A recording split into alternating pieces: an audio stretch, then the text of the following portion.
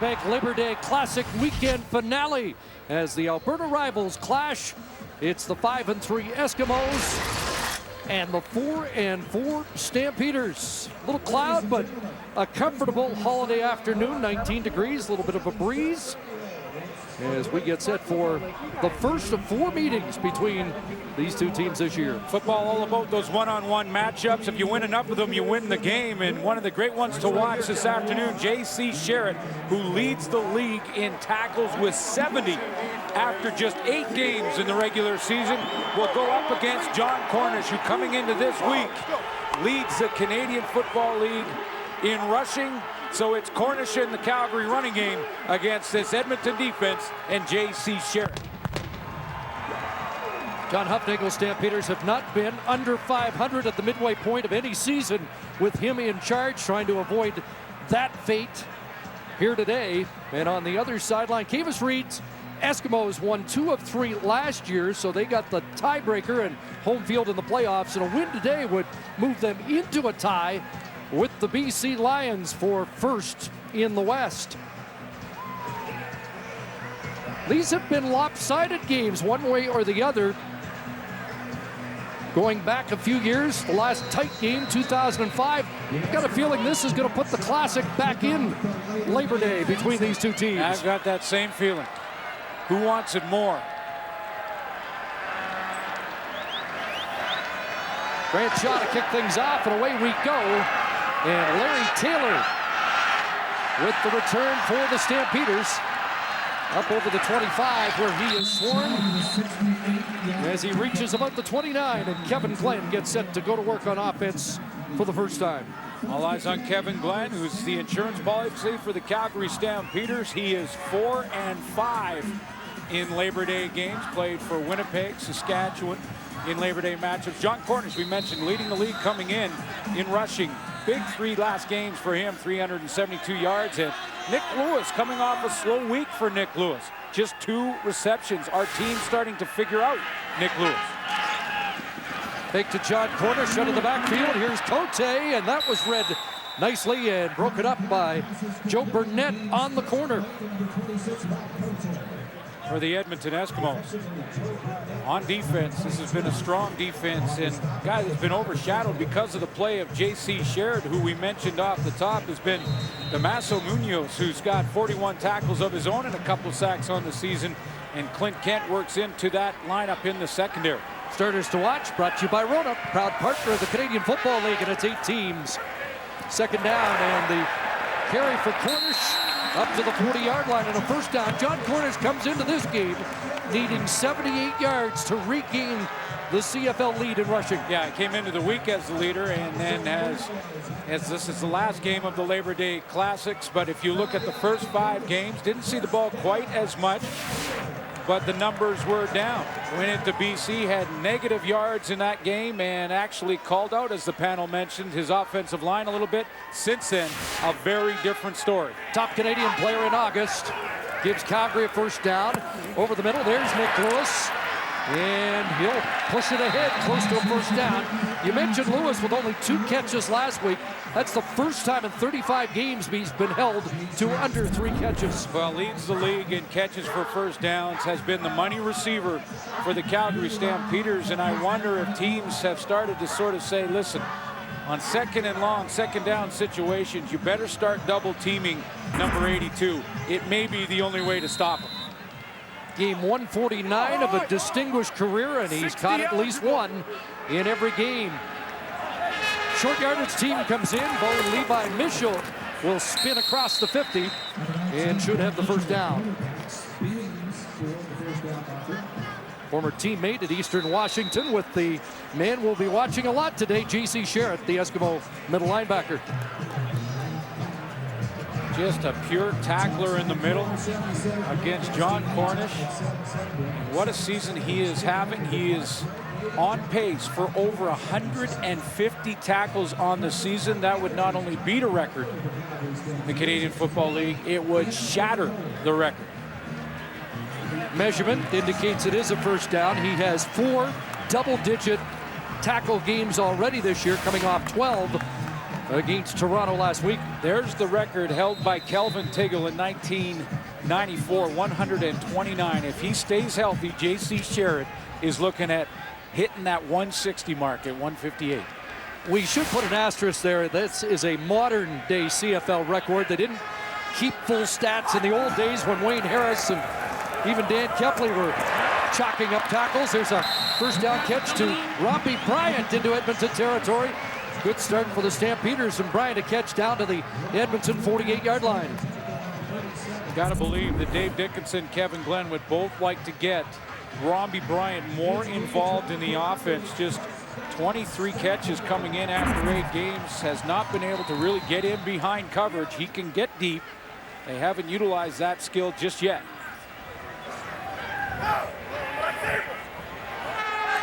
Double tight end formation. Straight ahead, John Cornish, and TJ Hill, first man to meet Cornish, who surges ahead. You see this starting to happen early on in this game. J.C. Sherritt, a bit of a pushing match, and this is an important part. Focus and discipline is going to be an important part of any Labor Day Classic, because if you let it get the best of you, we've seen some matchups on this weekend where these two teams start complete fistfights on the bench, and you've got to make sure you control that and not cost your football team. We've had helmet swinging. Oh, We've yes, had sir. ejections. Had just about everything. Second down, Kevin Glenn quickly over the middle. There's the second down conversion man, but he drops the football, and hot potato, it's into the hands of Clint Kidd, who finally comes up with it. You don't see Nick Lewis cough it up much, and a promising opening drive for the Stampeders ends with a turnover.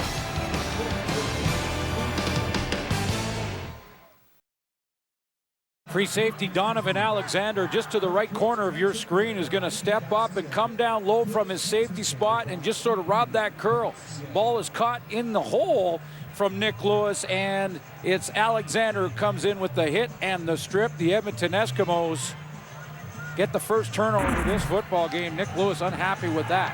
Well, it's been a big start to the season for Donovan Alexander. Clint Kidd has his third fumble recovery of the year. The first one he hasn't returned for a touchdown. And the Eskimos start at their 25-yard line. A little shovel.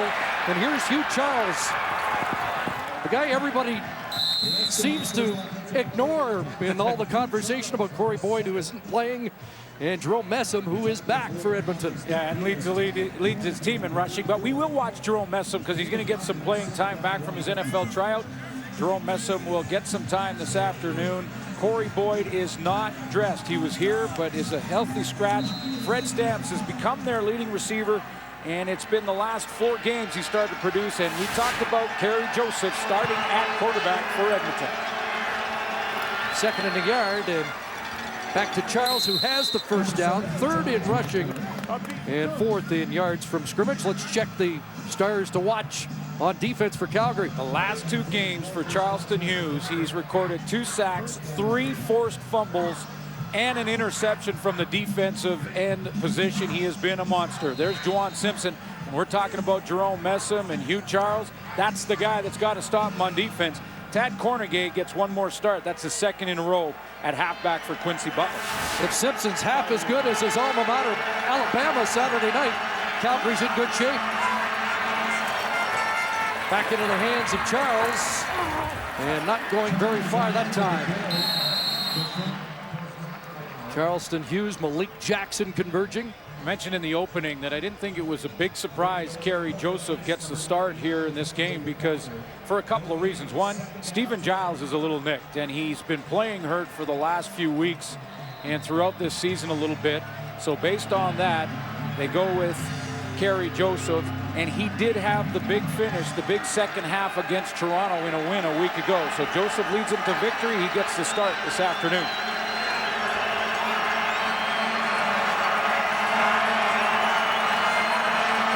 Second and 10, 4-man rush. Look out. And that pass over the head of Big Brett Carr with the heat on, and Keon Raymond poaching at the corner. Yeah, you know, that sideline throw, and there's the veteran in Kerry Joseph.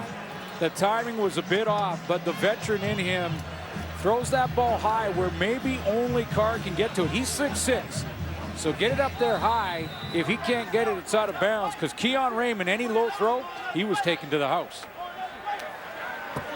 Larry Taylor back. Burt Dale's the former Stampeder, 7 years in Calgary. First Labor Day wearing blue gold, and there's a tough snap, and he's going to eat the football.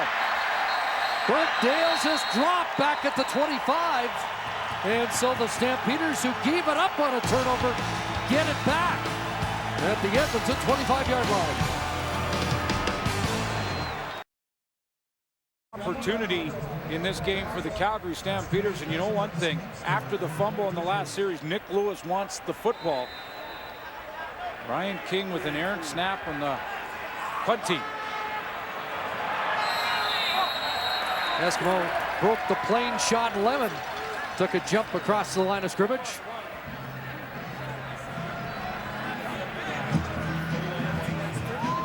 Second fumble, by the way, of the year for Nick Lewis. Offside. Edmonton number 79. 5-yard penalty. Remains first down. Murray Clark in charge of this game. No Marcus Howard or Ted Laurent for another game for the Eskimos. Both may be back for the rematch on Friday. And Laurent leads this team in sacks with 5. Has missed a couple of games now in a row. A few games, as a matter of fact. And love to get him back, but they don't want to rush either of those players. That's Lewis in motion. 1st and 5. 4 receivers wide side, and now Glenn's looking that way. Nobody open. On a roll, and he'll take off with it. We don't see much of that. Big block. John Cornish.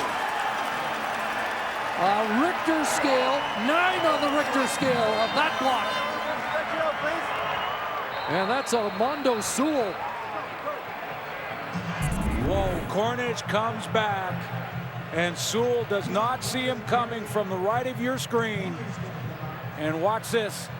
That's Labor Day.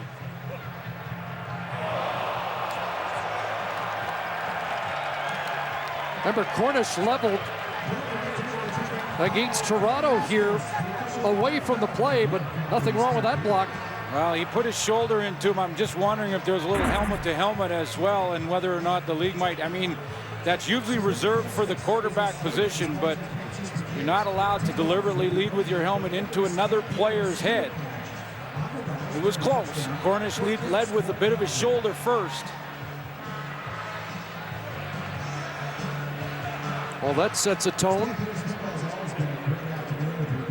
Let's take another look at where first contact was made. Well, and you know, when you look at it again and slow it down, does John Cornish leave his feet? And he does.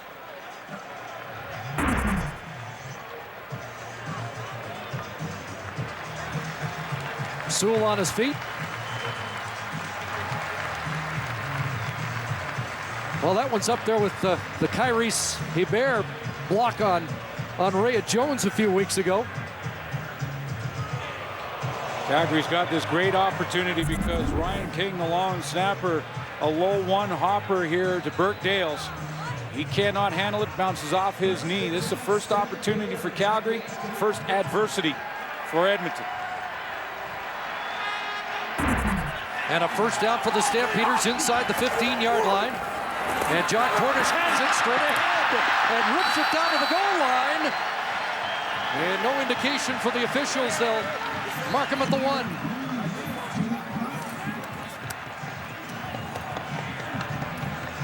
Well, he ran with that same aggression that he showed you on the block on Sewell.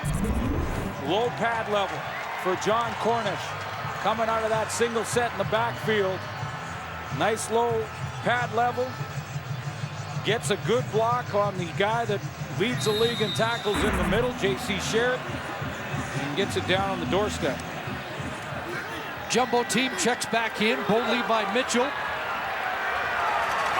Gotta punch it in. Straight ahead. Touchdown.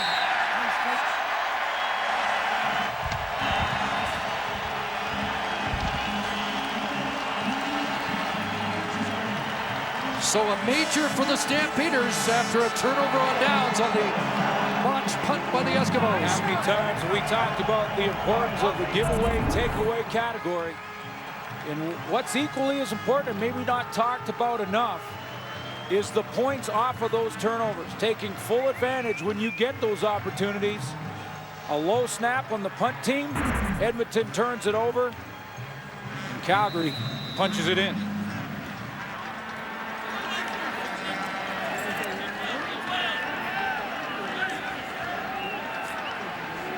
Three plays, 26 yards after the turnover, and the extra point by Paredes makes it 7-0. Stamps first blood in the Labor Day Classic.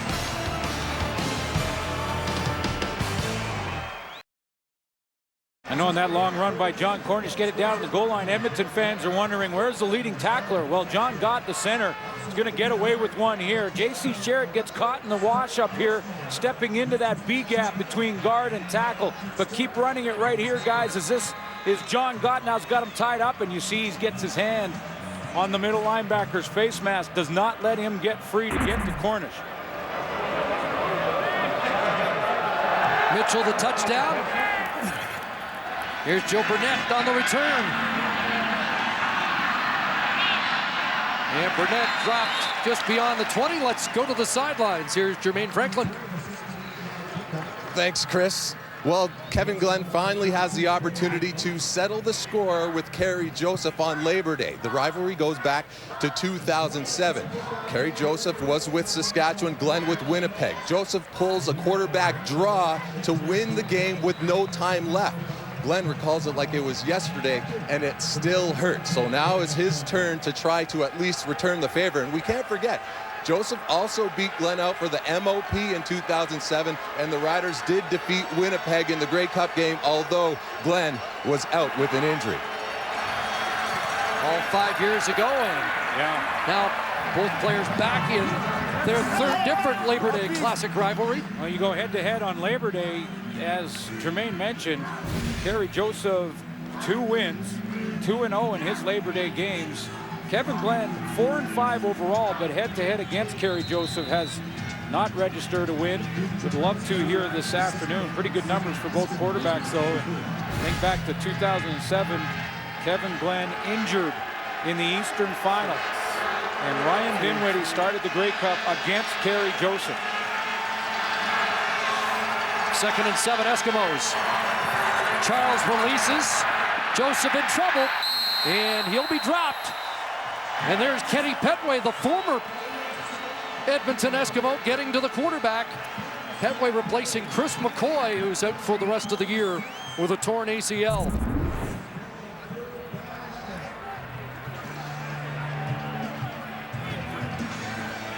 Got the right guy. Look at working tandem down on a 4-man rush. Good push, just getting Orrin Thompson on his roller skates a little bit. See if that snap from center gets back. This time Dales with a line drive boot. And it will one hop to Taylor. And he is cut down at the 52-yard line. Mike Cornell downfield to make the tackle.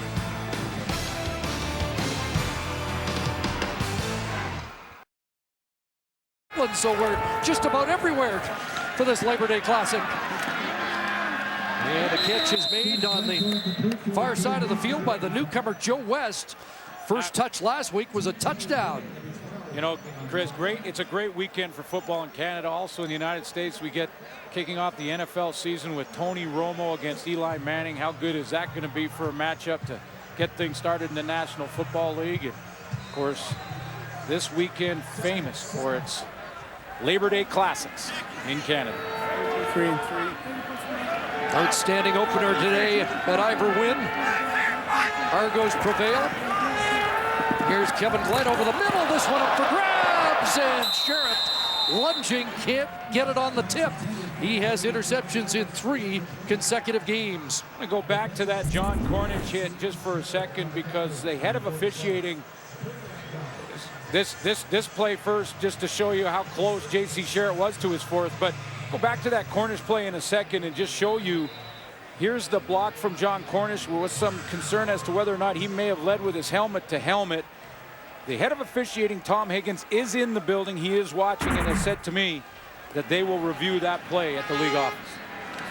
Stamps attempts to punt. Rob Maver, who was so good into the wind last week in Saskatchewan with the line drive boot.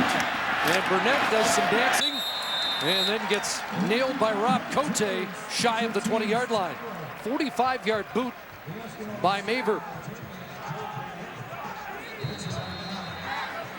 So the Eskimos down by a touchdown here late in the first quarter. And for the first time today, big number 23, Jerome Messam. Over 1,000 yards last year, back in the offensive huddle of the Eskimos. And he understands the terminology offensively has not changed, so it was a quick transition for Jerome Messam. And according to the organization, Messam came back with a tremendous attitude, was looking and excited to get back in the Eskimo organization, back in the lineup as quickly as possible. And the Eskimos will go with 3 running backs. Near future and deep in the future, possibly. Well, we all thought if Messam comes back, they've added Boyd. Boy, that's a log jam. There is a possibility we'd see Boyd with fresh legs for that tough second game in this back-to-back on Friday at Commonwealth. Mark Calise was shaken up on the punt cover team for Calgary, and he is being helped off to the Calgary dressing room. Calise, veteran captain of the special teams, actually ejected from a practice this week for some rough stuff, which was probably a veteran guy trying to set a tone for the young guys getting ready for this game. It has that big-time college rivalry atmosphere in Calgary, Hamilton, or Saskatchewan for the Labor Day Classics. Messam in behind Kerry Joseph, his first carry of the year, and tripped up at the line of scrimmage. Juwan Simpson was on the scene. Well, he was in the training camp of the Miami Dolphins, but following the intriguing running back story in Edmonton.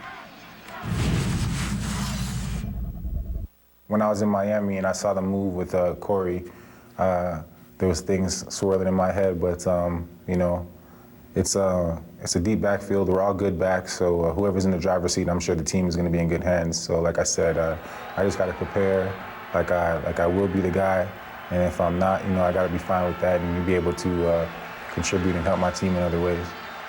Well, he's driving the bus on this series as Joseph looks to the sideline and gets a second down conversion catch from Greg Carr.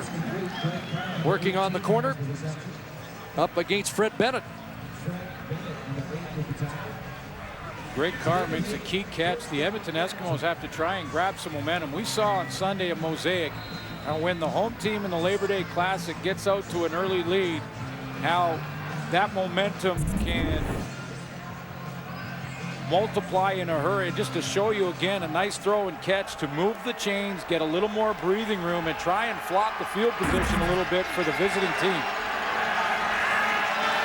Double tight end formation, and they follow the bunch to the left side, but the play doesn't get off. 1,057 Time yards count violation. rushing. Edmonton number 5. 5-yard penalty. Remains first down. So the time count marches them back. Jerome Messam is a big power back. Talking to Cavis Reed before this season with Messam in Miami, he said that he actually changed up the blocking schemes up front to better suit Hugh Charles. And now he has the option to go back to what they did last year, which they're doing now with Messam in, or stick with Charles, who's been their leading rusher. First and 15. Here comes Hughes, a little shovel inside, and Jerome Messam across the 30, dragged down by Malik Jackson. Corey Boyd made the trip and was a scratch just before the game here this afternoon, but is still a big-time part of the plan in Edmonton. And with their cap space created with the trade that was made in the offseason, they can't keep all 3 backs financially, which, when you think about the decision just from a football perspective, Cavis Reed wanting fresh legs for the rematch in Edmonton in a week is a good idea. Second and 11 after the 4-yard pickup. And they'll swing it out to Messam. Gets headed north, but will be short of the first down. Juwan Simpson, along with some help from Keon Raymond, bring him down. but got a little breathing room. And I think if you're Edmonton, you've maybe slowed the momentum a little bit and got some field position back. Not a bad first series for Jerome Messam. You know, Messam was in camp, was taking contact in practice. It's not like he has to get used to that again. So Jerome Messam ready to play. It's just a matter of, will he have that CFL win? 20 seconds between huddles and between plays. That cardiovascular shape is something that you have to get used to quickly in the CFL. More pressure on Dales from Calgary, but he gets the punt away. Taylor picks it up, flags fly, and Taylor trying to get outside and won't be able to turn it upfield. So it'll be the 5-yard no yards penalty against Edmonton. And again, Kevin Glenn and company get pretty good field position start here in this opening quarter.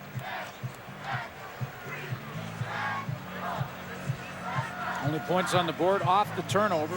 If you're just joining us, the No yards. Edmonton number 53. That penalty's declined. First down. That's the long snapper, Ryan King. bit of a rough start for him, because I was about to mention that was Ryan King's turnover on the bad snap on the punt. Kevin Glenn converted 5 of 6, so a good start for Glenn. Got a little bit lucky on that deflected pass that was almost intercepted by J.C. Sherritt, but so far clean with regards to turnovers. Glenn had trouble against this Eskimo defense last year, 0-2 with some low totals. Finds Nick Lewis, and Lewis is going to get down the sidelines. And he just keeps climbing the ladder as he just moved ahead of Tony Gabriel on the all-time list, now number 17 all-time. And a big first down for the Stampeders as the first quarter comes to a close. Quarter stats are brought to you by Rona, proud partner of the Canadian Football League.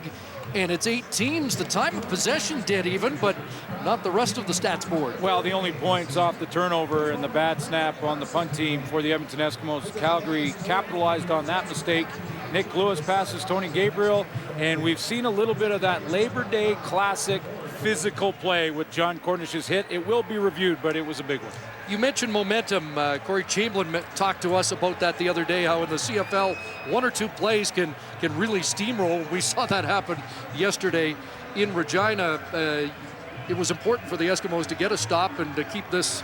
Yeah, you know, and also to get Kerry Joseph to move the football, just even a couple of first downs, get some field position back. Again, good field position here for Calgary, but they're trying to work their way back here, the Edmonton Eskimos, get some of that field position back. There's Matt Walter into the game. The University of Calgary Dino takes the series for John Cornish. Do want to mention that the last punt by Edmonton was by Grant Shaw, not Burke Dales, who has gone to the room for attention. You wonder if he got nicked on that first punt attempt of the game when he was tackled, but the former Stamp is getting attention, and it's Grant Shaw to do the double duty at the moment. Working on just that drop of the football, something he hasn't done all season in the punting department, so he's trying to get the straight drop. Hit that ball clean from punt formation. 2nd and 7, Glenn with a pump, and now he's got a completion. There's Johnny Forzani, a first down catch at the 33-yard line. It's 1 catch in the last 3 games for Johnny Forzani. He's been a bit of a forgotten man in the office. That 1 catch was for 50 yards in a big play, but he's been forgotten. A little pump fake here to John Cornish just to pull the zone defenders. 2 corners and the running back a little bit wide. That opens up the middle for Johnny Forzani. Tackled by Donovan Alexander.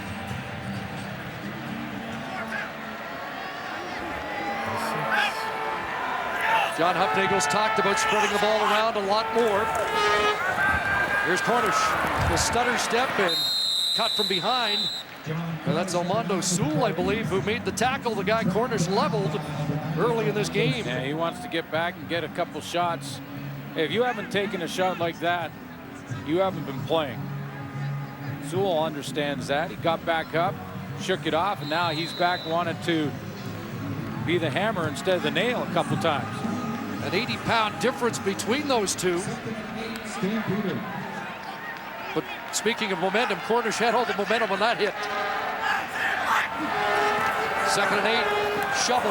Cornish, And another first down. Fumbled it, and it's picked up by big Spencer Wilson, the former Calgary Colt. Make sure it stays in Calgary hands. Chris Schultz made mention of Spencer Wilson and Stanley Bryant, the left side of that Calgary offensive line, and how they've started to come together. They're going to bail out their running back John Cornish here as Spencer Wilson will recover this fumble and turnover by John Cornish. And that would have been called a fumble on the hit by T.J. Hill. But the left side of that offensive line, you consider Cornish coming off a big game, over 100 yards rushing again. Sherritt made the initial tackle. Kevin Glenn looks one way and now sails it, and it's intercepted.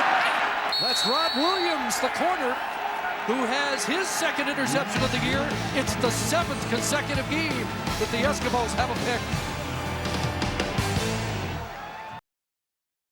Offensively have 22 takeaways. Watch the veteran Rod Williams. He's supposed to go deep. Hold it there, guys, for a second. He's supposed to be in the deep third, but he reads the throwing motion of the quarterback, jumps this out route, and then on the overthrow takes full advantage with the interception. Leading 14th interception by the ball hawk Eskimo defense, and a league-leading 26 takeaway. Kerry Joseph to the sidelines, and Greg Carr down low to make that catch at the 29. Asking what's up. Eskimo first down. Rod Williams, watch how he can read Kevin Glenn's head. Watch how he locks into the out route. Kevin Glenn's looking right down that out route to Larry Taylor. So Rod Williams does not go to his deep outside third zone coverage. He jumps it, jumps the out, grabs the turnover, his second interception on the season. Charles and Messam both in the offensive set for the Eskimos on this play. Joseph looking for Charles, and Charles will get another first down outside. You mentioned it, Chris, that Hugh Charles has been just performing and producing. Started the season as the feature back, and well, over the last 3 weeks now, he's the tight end here. He's just going to release out of the backfield, or out of that tight end spot, the bunch spot, I should say. But well, all the talk over the last 3 weeks has been about Corey Boyd, and then Jerome Messam just quietly went about his business and producing. Back-to-back first downs for Edmonton. Fake to Cornish, pressure off the edge. Joseph steps up and takes off. And Kerry Joseph takes a hit at the 50-yard line, but will be close to another first down. When I talk about producing, Hugh Charles has been able to block out all the talk about other running backs, take his 122 touches, and rack up over 700 yards and an average of 6.5. And that's when you know you have the sign of a pro. Can block out all the media, block out all the talk, deal with the competition, get on the field and produce when he gets his opportunity. Second and a yard, and Joseph plunges ahead. Last week, Hugh Charles 82 yards from scrimmage against the Argonaut defense, including 67 yards rushing. I thought one of the best signs for that Eskimo offense last week was a drive. They didn't score a point, but kept the ball away from the Argos for 5.5 minutes in the fourth quarter. Well, a key play on that drive, too, was when Marcus Crandall, the offensive coordinator, called a quarterback draw to Kerry Joseph, who can still run well and avoided a couple of sacks in Toronto last week to deliver the football or take off and run with it like you saw a play ago. First down, quick hitter, Carr on the hitch, kicks it outside. That's the fourth first down of the drive as Greg Carr moves it into Calgary territory with his third catch of the day. Out of Florida State, and Greg Carr, in his freshman year at Florida State, led the team in touchdown reception, so he has a nose for the end zone. He's a wide receiver here, right along the sideline. Comes back on that hitch, steps wide, first down territory, fifth in Florida State history. Injured in the preseason, early in the season. Looks like he's finally getting some chemistry with the quarterbacks, and Charles straight ahead, pounds down to the 40-yard line and has 5 more.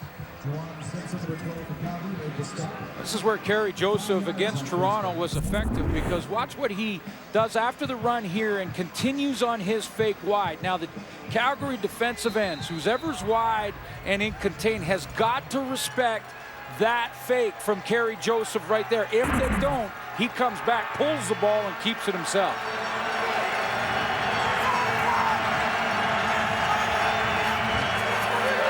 Here comes the heat. Got it away, and Charles gets away. A nifty move for a first down at the 28-yard line.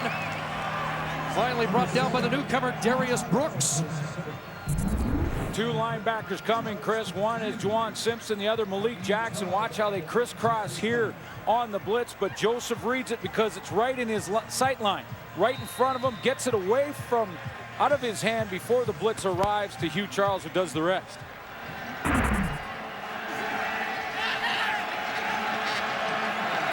Good-looking march by the green and gold. First down at the 28. Here's Joseph, and he'll get pulled down.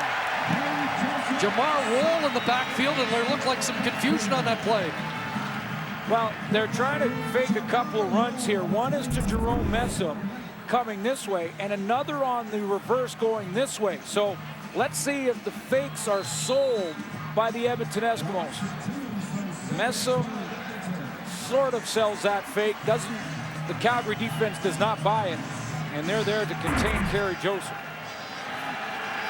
Loss of 2, 9th play of the drive.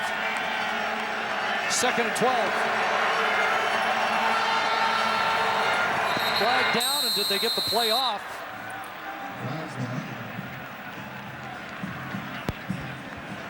Time count violation.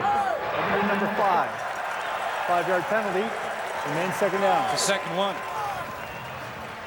Making his first start since October 2009. Although plenty of reps last week in 3 quarters of play.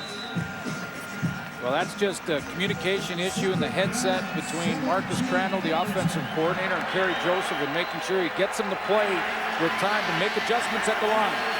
And there's crowd at McMahon. Yeah. 2nd and 17. Joseph looks downfield, Stamps, touchdown! First catch of the day, and Fred Stamps is in the end zone. He's been coming on.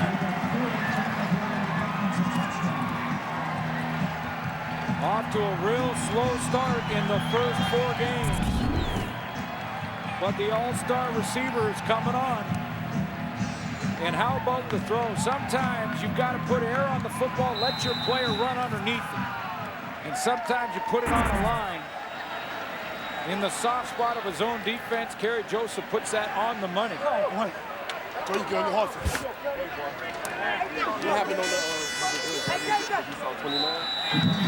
They convert on a 2nd and 17 for a 35-yard touchdown. Game is tied. 4 catches over 30 yards on the season, all 4 in the last 4 games. Another big play for Stamps. Big kickoff by Grant Shaw. And let's say if that did go out before the cone or after. And the one official says it went out at the 2, which would be an illegal kickoff. Illegal kickoff out of bounds. Edmonton number 11. And the Ball ball spot at at the 45. First down. A tough break for Shaw, who's doing double duty. It's Calgary football at the 45 when we return.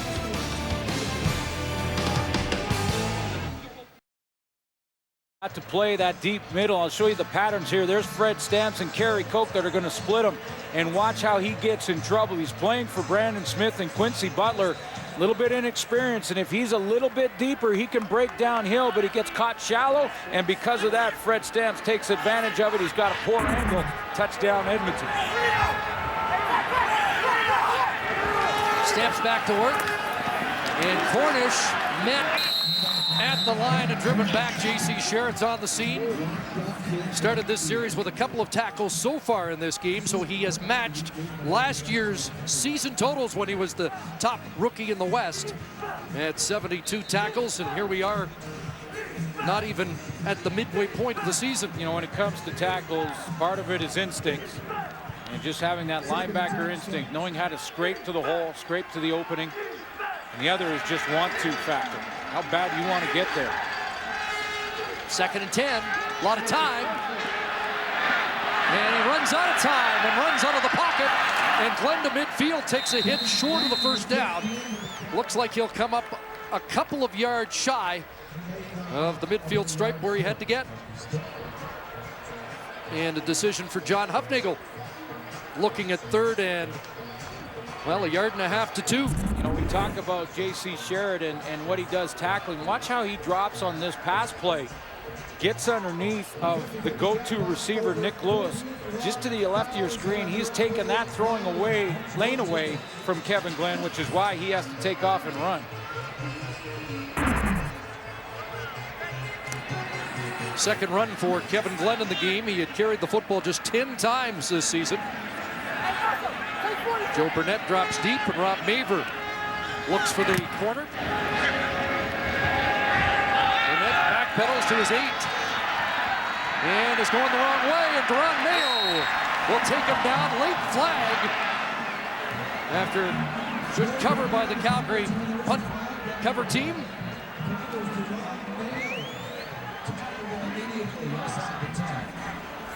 And let's find out which way that call is going.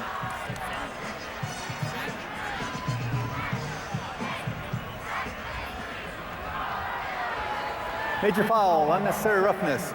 Calgary number 45. 15 yards at the end of the play. First down. Well, Carl McCartney, the tied for the lead on the team with special team tackles, will be in the doghouse after that. It's a story we've talked about a lot in Calgary, the discipline issues. Not only late, but to the head. John Hufnagel's had his issues. 19 roughing or major foul calls against the Calgary Stampeders this year. It's been a problem. Gives the S the ball out at the 25. Hugh Charles wrestled down by big Corey Mace. The Port Moody BC product. This is a decision by Carl McCartney on this late hit, number 45, that it's a bad one. He sees that his teammate has made the tackle, and he can try and dive over the top. Even if he makes a little contact, the official probably gives him the benefit of the doubt. But when he goes to the head with his hands and forearm and jams Burnett's head into the turf, that flag will fly every time. I mentioned the issues that John Hufnagel's had with those penalties.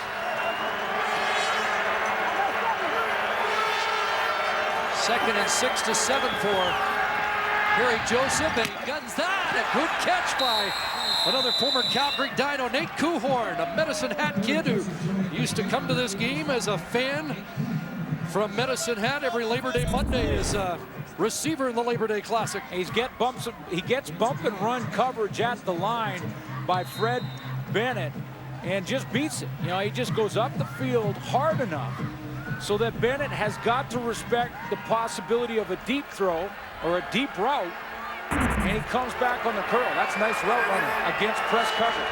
2 catches all of last year, his rookie season. That's number 22 this season. Joseph over the middle, wide open. Hugh Charles bounces away, and a foot race, and he'll win. Hugh Charles, touchdown.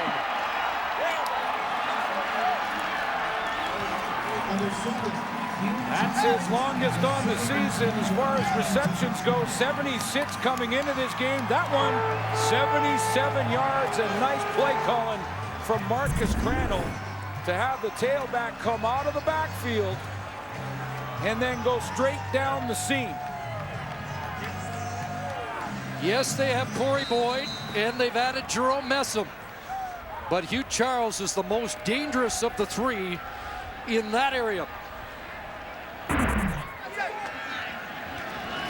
Oh, botch on the snap, and Matt Nichols will drag down. So that's twice on this Labor Day Classic Monday we've seen converts failed to be executed.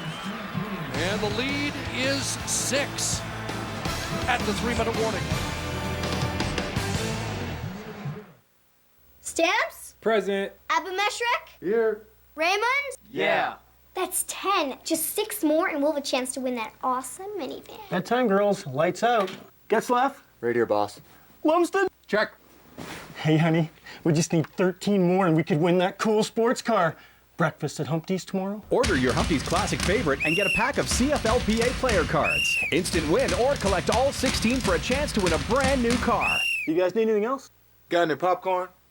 The CFL and Rona are taking the Grey Cup 100 train tour coast to coast, and you're invited. Making over 100 stops in 10 weeks across Canada. The specially designed train cars bring the Grey Cup experience right to your backyard. Touchdown of the season. Well, there's a 3-headed monster, is there? That's a good way to put it. Jerome Messip on your right. Everybody back at home. Man with a touchdown in the middle. Rick Dog, Colt, Billy. Corey Boyd on your left. Mr. Flash himself. Former Colorado Buffalo with a little stampede action here in Calgary. Well, and just like that now, talk about momentum shifts in this game. It's been shifted over 2 big series. Well, 1 series and 1 big play from the Edmonton Eskimos, and now it's on Calgary. Play with a sense of urgency in the next drive. Kick off and having trouble with it was Keon Raymond back there, and he'll be wise to give up a single point. And he took a hit, but there's the point they lost on the missed convert. And so the lead is 7 after the Charles touchdown. Well, he's the #1 receiver coming out of the backfield here, but there's 3 that the Calgary Stampeders have to deal with, and this time it's the veteran Keon Raymond. And Calgary's just having some troubles with their zone drops. Hold it there, guys. See, Keon Raymond is too close to the sideline on his zone drop. He needs to be on the numbers here, and he's got a chance on this play. He gets caught looking at the 2 Edmonton receivers along the sideline. He's too wide. The safety, Eric Fraser, takes a poor angle underneath. Hugh Charles just takes off and makes them pay for those 2 mistakes. A couple of zone drop errors from the Calgary secondary, and running mate Corey Boyd likes it. Kevin Glenn back to work, 8 for 10, 9 for 11 now with this completion. Up to the 45-yard line. Marquay McDaniel with his first catch of the game. 7 different receivers for Kevin Glenn on the 11 completions in this first half. You know, Marquay McDaniel has only had 6 catches over the last few games, but when Kevin Glenn, who played with him in Hamilton, started and took over for Drew Tate, injured early in the year, Marquay McDaniel was the guy he leaned on big time. 15 catches in the first few games for McDaniel. He's gone away from him since then as he's become more comfortable with getting the ball to Nick Lewis and Rami Bryant. Nick Lewis, the key guy on those 2nd down conversion catches, but it's surprising to note the Stampeders have only 1 100-yard receiving game from any of their targets so far this year, and it was Nick Lewis in week 1. He got just to 100, didn't he? 105 in the opener. Mentioned earlier, passing Tony Gabriel today for 17th in the all-time list. Next up, a former Stampeder, Travis Moore, who is 16th. And it's been fun to watch Nick Lewis, who seems to pass somebody notable every week this year. As he climbs the ladder, he'll be in the top 10 sometime next year. Short yardage, and Bo Levi Mitchell, with 2nd effort, gets the first down. Well, he keeps climbing the list, and it's fun to watch because he's a tremendous player to watch for so many reasons. Not just when he catches the football, but what he does when he doesn't have it, how he blocks, how he plays so aggressively, can inspire his entire team, and he's a character. He's one of those great stars in the league that you love to follow him on Twitter. You love to listen to what he says. He's got his own tailgate group. He's got his own tailgate fan club, and he's a good player to watch. Here's Glenn to the outside. McDaniel with another catch, but he can't slip away from Clint Kent. And McDaniel looking for a flag after some bodies flew in there late. And I think the crowd, after Carl McCartney's called on a late hit on a special teams play, Marquay McDaniel is looking at the official saying, well, what about this one? And I didn't see a flag fly. And there probably could have been. I think he's pretty much down, and that was a lead with the shoulder and forearm from Munoz. Got away with one there. Second down, Cornish, and he gets drilled back. There's Damaso Munoz, as you mentioned. He's been overshadowed this year by Sherritt, but the three starting linebackers for the Eskimos came into the game with 148 tackles between the three of them. And Munoz with 41. Well, he had 7 tackles last week against Montreal. And TJ Hill, 37. Yeah. And TJ Hill's that adjusting cover linebacker. And then the guy who anchors it is J.C. Sherritt. There's been some great linebackers come through the Edmonton Eskimo organization. Rob Maver off the side of his foot. Not a good boot, but a decent bounce. And it will skip out inside the 20, so he does get the job done. Well, Kerry Joseph in one half already a season high 201. Just one incompletion and a couple of touchdown passes. Now he's just a veteran. He has that composure in the pocket. Knew when to put some air on the ball, when to throw it on a rope. He did it there and then found his running back down the seam, and Hugh Charles makes one guy miss and is gone. And it was a different type of game in Toronto, but we saw that same veteran presence in the huddle against the Toronto Argonauts. And he'll turn 39 in October. Trying to keep up with the Calvillos. And he'll take off and get brought down beyond the 20-yard line. Charleston Hughes, Ken Petway there. The defensive ends converge. Well, and that's what he does well, too. You mentioned it, what he did against Toronto on that quarterback draw where they kept the ball away from the Argos in the fourth quarter. You know, he's one of the few receivers in CFL history, or excuse me, quarterbacks in CFL history to have 1,000 yards rushing back with the Ottawa Renegades. He didn't get credit for the win in Toronto, but it's the first time a reliever has come in a tight ball game this year and posted or completed the victory. Here's Messam on the draw, and the big man thunders for a first down up at the 30-yard line. Remember, he's also bouncing back off knee surgery, but a knee injury he suffered late last season. Didn't play in the Western Semi or the playoffs for the Eskimos.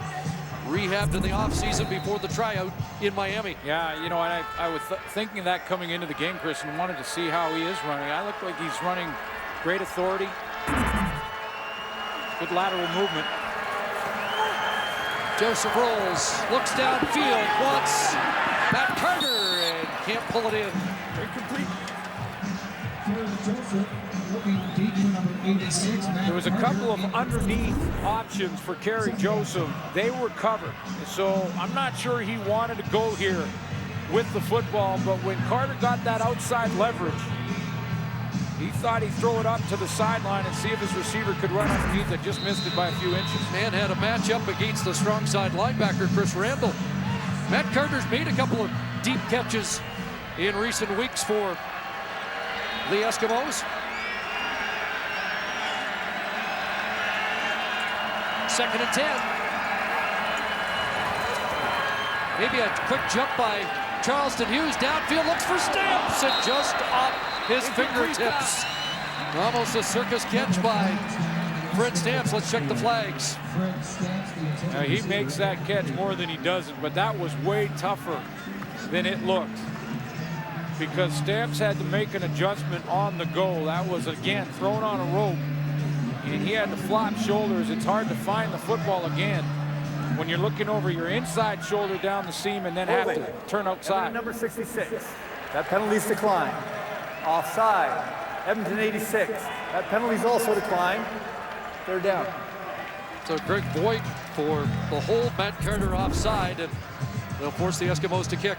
See how he had to whip his head around, get it over the outside shoulder, and then find the football again and almost comes up with it. He makes it look easy, but that would have been a real tough one. Well, Burke Dale's his back.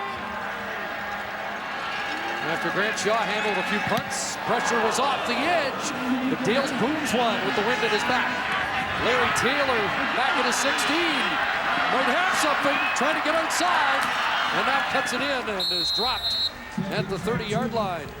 Mike Miller on the tackle after a 64-yard blast by Dales. And he is on the limp as he heads back off. Saw him in the tunnel just prior to the game, and he admitted this game had been circled for quite some time on the calendar. Yeah, he wants to stay in, you know that, but got a pretty good punt away there. I guess the concern, and the medical staff would be on top of this, is are you hurting it any more by staying in the game?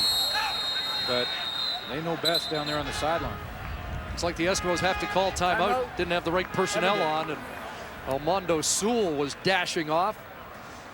So Calgary's got 20 seconds.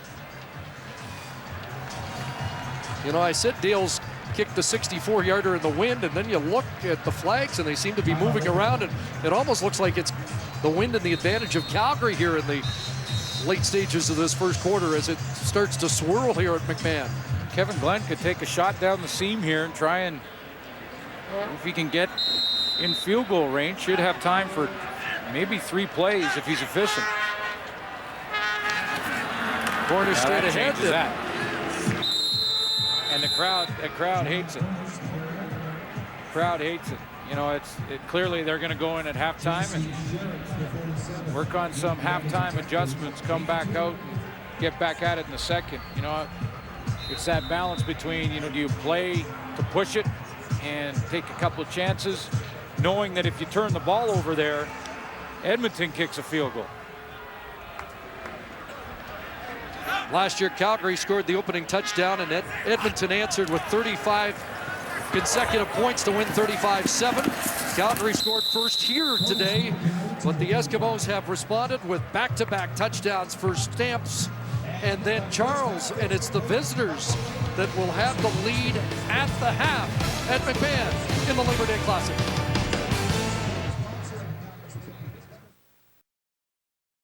Lead going into the fourth quarter, and Toronto roared back with 22 points in that fourth, including that pick 6 by Ahmad Carroll. They win.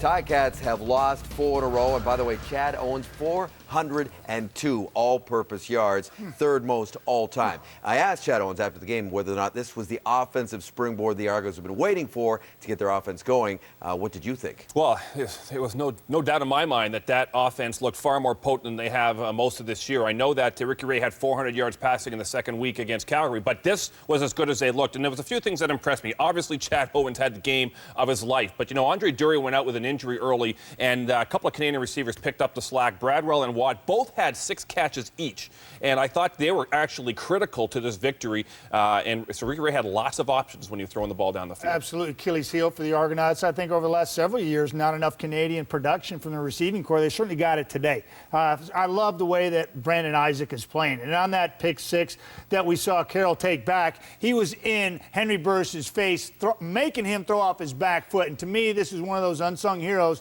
that needs to be talked about because he pressured that turnover by Henry Burris. Huge play for the Toronto Argonauts. Actually gave him the lead for good. Finish. I mean, if you're going to be a talented football team, you have to be at your best when the least amount of time is available. For the Hamilton Ticats, 4th game in a row, they did not get it done in the fourth quarter. For the congratulations, Toronto Argonauts, you played your best in the fourth quarter. First half, I honestly thought it was all about Siobhan Walker. Second half, hey, Chad Cackert, you made some great plays. Finish, the most important aspect of the game sometimes. And the final Labor Day Classic at Iverwin Stadium, as we know before they knock it down, goes to the Toronto Argonauts. In our game here, the halftime numbers, it is 14-7 for the Eskimos. Jock. Well, there's a few things that have surprised me. I gotta admit, 11 for 14, 197 yards passing, or 201 yards passing by Kerry Joseph. That is phenomenal. That includes 106 yards to Hugh Charles alone. The tailback that seems to be forgotten is making himself remembered. Absolutely. You know, the pass offense has not been a strength for Edmonton this season. Can't tell today. Kerry Joseph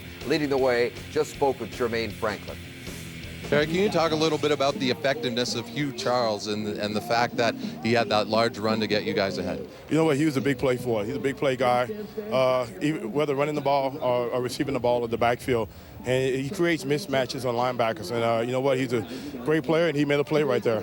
Talk about the offense and how you guys have gotten things rolling in this first half and what you need to do to continue it in the second. You know, we just got to continue to execute. That's the biggest thing. They're going to come out and they're going to fight in the second half. We got the ball. We need to come out and put a drive together early and try to put them away early. Thanks for this. All right. These two teams have split the last 4 Labor Day Classics. None of them have actually been close, but this one's got the feel that it could be a tight one. Second half is around the corner.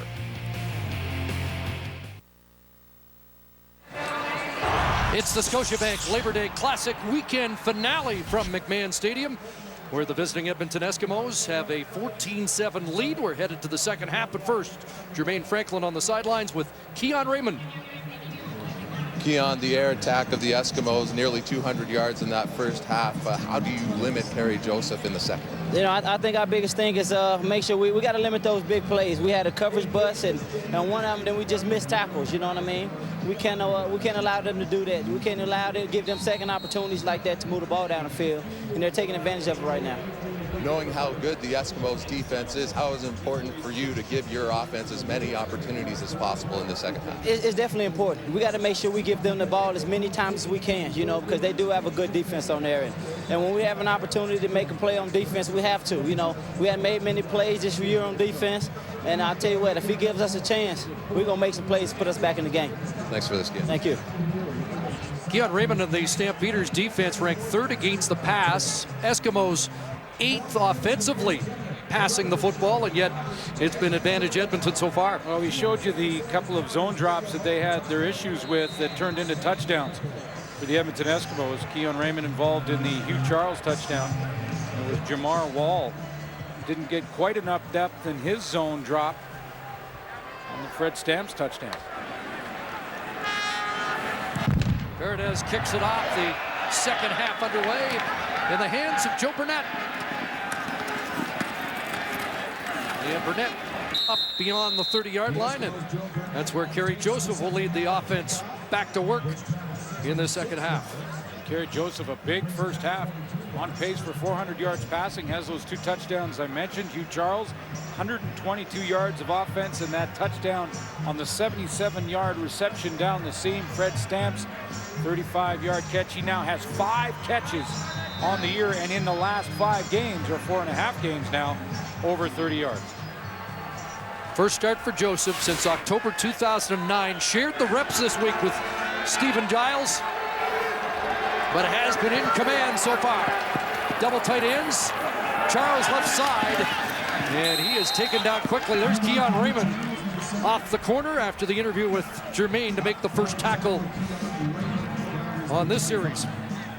Calgary Stampeder defense can become a little bit more aggressive. They played a lot of zone in that first half. Kerry Joseph took advantage of it.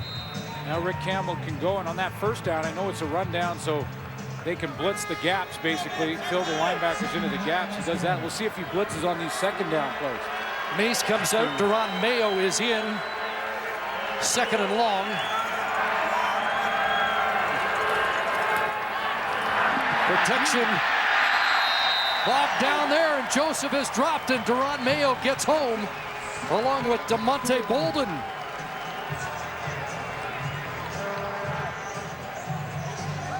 Duron Mayo is just going to collapse the pocket. He's up here on the top. They're going to go with 4-man pressure, but it was enough because Charleston Hughes on the outside, on the backside. He goes inside rush. It looked like Kerry Joseph thought he could bounce it, but Mayo closed it in a hurry. So a 2 and out for the Eskimos, their 2nd of the game. And that punt will skip out of bounds. And they'll mark it at about the 31-yard line.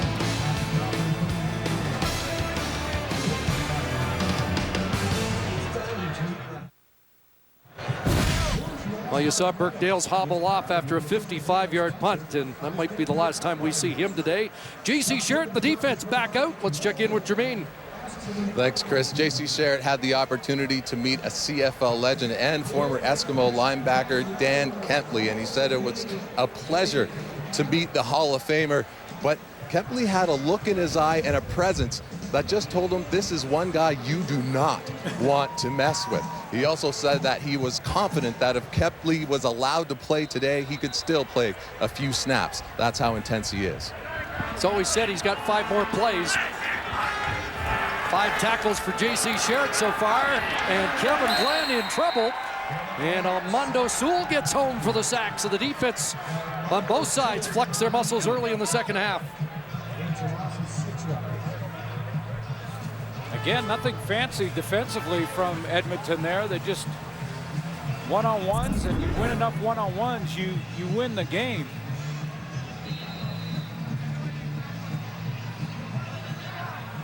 Working on John Gott, the center, just pushes him back, just bull rushes him more than anything. Right into the lap of Kevin Glenn. 4th sack of the year. Sewell's bounced back admirably after the huge hit by Cornish. Yeah, interesting. Flag down. Kevin Glenn and hooked that one into traffic, and it's through the fingertips of Clint Kent. Let's check the flag.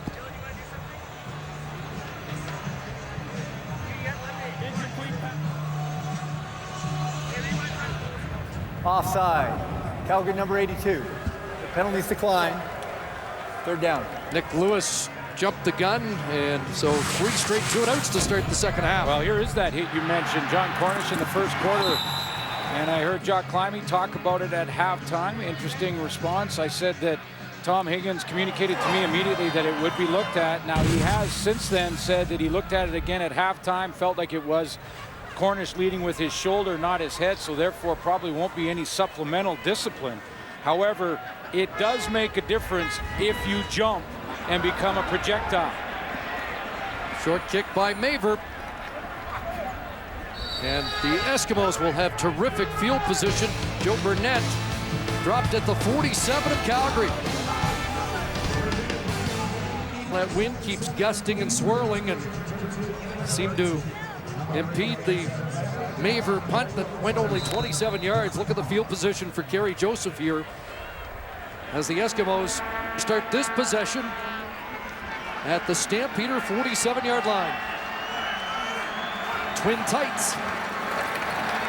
Time for Joseph, looking for Stamps, and overthrows him by a few strides. Well, he has not been declared the starter going forward, but gave us Reed no shortage of confidence in his veteran quarterback. I'm absolutely confident that that young man is prepared to play football at a high level. His leadership skills are unquestioned. His football IQ unquestioned. His experience is essentially unrivaled on our football team. So the expectation is that he's going to go out and be a good game manager and make good decisions. Well, he's managing nicely. More than managing in that first half. 2nd and 10. From the pocket, that throw incomplete. Got to hook up with Carr, and Keon Raymond was on the scene. And the Eskimos can't take advantage of that great field position. I love in the clip, though, Kavis Reed talking about Kerry Joseph at quarterback. Called him a young man. He turns 39 this year, and Kerry Joseph is 39. I'm going to hang around Kavis. I might qualify. Yeah, so is Kavis Reed. He's 39 right now. But a good first half for Kerry Joseph, and it'd be interesting as you move forward with this football team and Stephen Giles becomes healthy again. Tougher decision possibly for Kavis Reed. There's Grant Shaw getting the boot away, and he drives that one through the back of the end zone. That's a single point, and it's an 8-point Eskimo lead. 67-yard single by Grant Shaw. Well, our sack tally is brought to you by Purolator, tackling hunger across Canada. Check. And the Stampeders have the edge in that department so far today with 3. Eskimos missing 2 of their biggest weapons in Marcus Howard and Ted Laurent. Well, what's great about this year is that it looks like it's going to be a race right to the end. Every team sort of involved still. Usually by about this time of the season, 1 or 2 teams starts to separate themselves. Some good defensive lines, good rush ends in this league.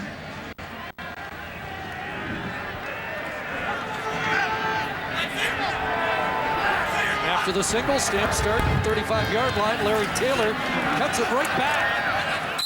Usually that's the fly sweep, but he didn't like the way it was developing and cut it into the middle of the field, and the play doesn't go very far.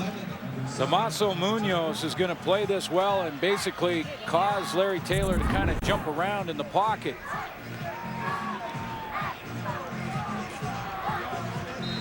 Slow play, step up, flash in the hole, slide over laterally, and make the tackle. Nice linebacker play from Munoz. 2nd and 8. Glenn from the pocket delivers. It's a first down completion of Marquay McDaniel into Edmonton territory, dropped at the 53-yard line. Those are those confidence builder throws, and the ones that you can build on if you're Kevin Glenn in this Calgary offense, because number one, it's over the middle. And that's the danger area when you're putting the football in there. Lots of traffic in there, one little deflection, and all of a sudden you've got problems and an interception. Nice hard throw over the middle to McDaniel, guy he knows well, for a 20-yard gain. 10th second down conversion catch for McDaniel on the year from his old Hamilton teammate. Flag down. Cornish is bumped out at the 40-yard line. Good run. Let's see if it stands.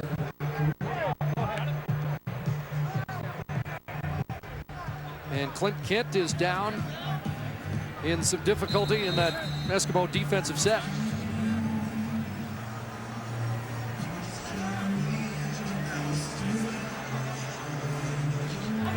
Offside. Edmonton number 97. That penalty's declined. First down. Julius Williams jumped the gun. They'll take the Cornish gain. 13 yards for John Cornish. He was tied for first in the league with runs of 10 yards or more with 16, and there's another one for the Canadian back.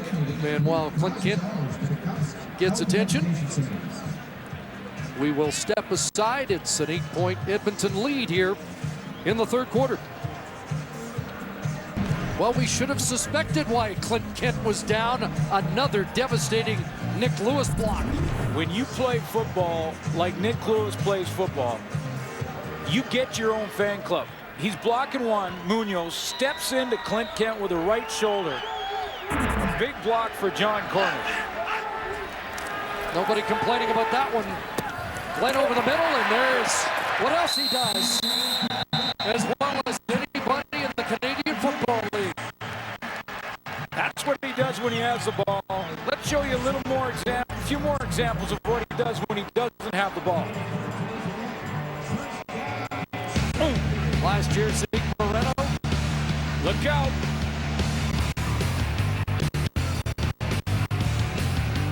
Greg Peach on the crack block.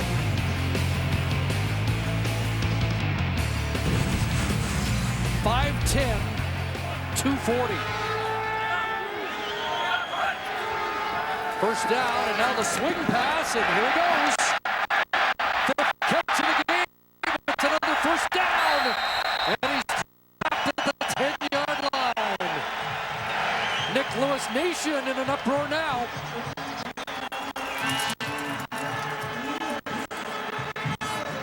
Sell more t-shirts. Little swing pass, just another way Dave Dickinson, the offensive coordinator, calls a play specifically to get the football in 82's hands and lets him do the rest. Started the game under 200 yards away from 10,000 in his career. He's 108 away. First down at the 10. Glenn stands in, and he's got Cornish. Beat Sherritt, and he'll score. Touchdown.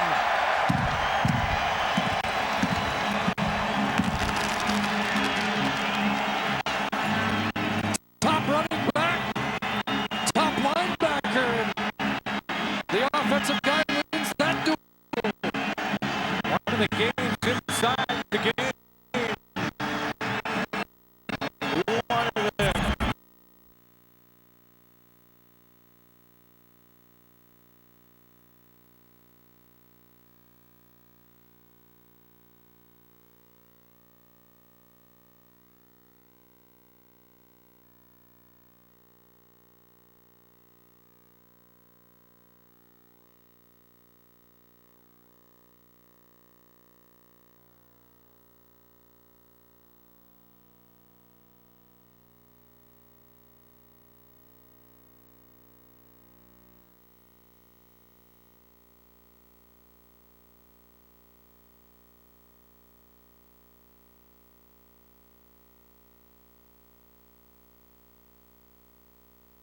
fifth major of the season. Extra point is good. 1 point game midway through the third quarter.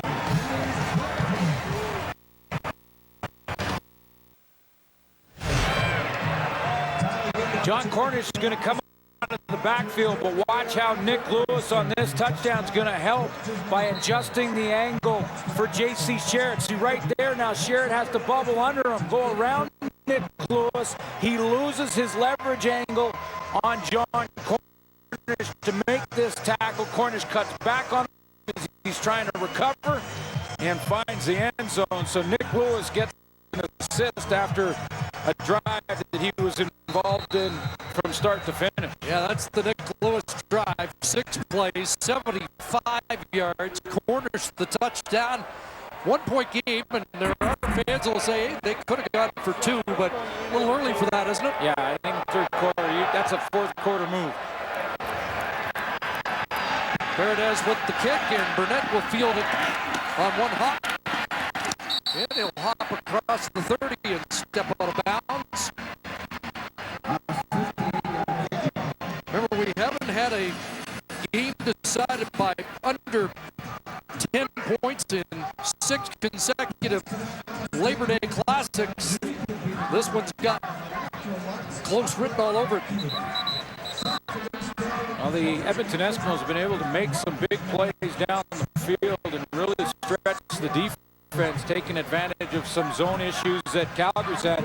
Calgary's made the adjustment at halftime to play some more man-to-man.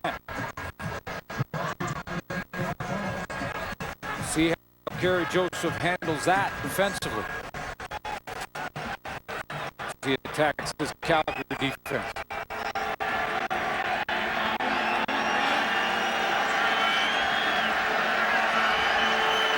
Charles in motion. Second man through is Big Messam, first down. So they've got fire and ice in the backfield right now with Charles and Messam. And Messam with a first down carry. You're right, Chris. And when they have Hugh Charles in there kind of moving around, he's going to look at him flash out here and go out to the flat. When he has to do that, he's going to loosen up linebackers and maybe give Jerome Messam running through the middle another second to hit that hole. Initial first down of the second half for the Eskimos. And Messam, 3 carries, 24 yards in the game. Back in the big man's hands. And he'll fall forward up to the 48-yard line. Close to 6 more. Juwan Simpson is going to be the key when you talk about just linebacker on running back. If the answer to this man scheme for Edmonton is to go to the running game and Jerome Messam, which it looks like it does, that's where linebacker Juwan Simpson, 36 tackles coming in. That's the matchup that you look for. Leading tackler and the emotional leader of that defense for Calgary. 2nd and 5. Again, it's Messam stacked up. Tough guy to bring down, and look at the pile get pushed forward. It's going to be short by about 1.5 yards as he crosses the 50. Needed to get to the 52. Said he was in the best shape of his life coming back to Edmonton on Tuesday. At the time, they said he would not play in this game, would reintegrate back into the offense, but apparently a quick study. Just so strong. Actually, Juwan Simpson had stunted right into that play, and Messam took him for 3 or 4 yards there. Not enough for the first down, however, and Edmonton will have to kick the football. And it will be Grant Shaw.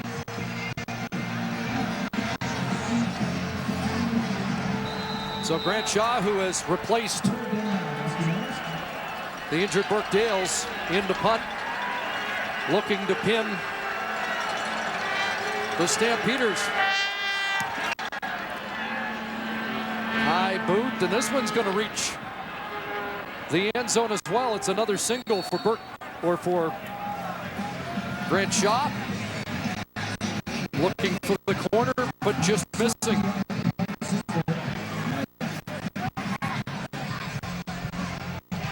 Time for This Is Our League, brought to you by Nissan. Royal Canadian Mint has released a brand new $1 circulation coin celebrating the 100th Grey Cup. 5 million of these coins have been produced.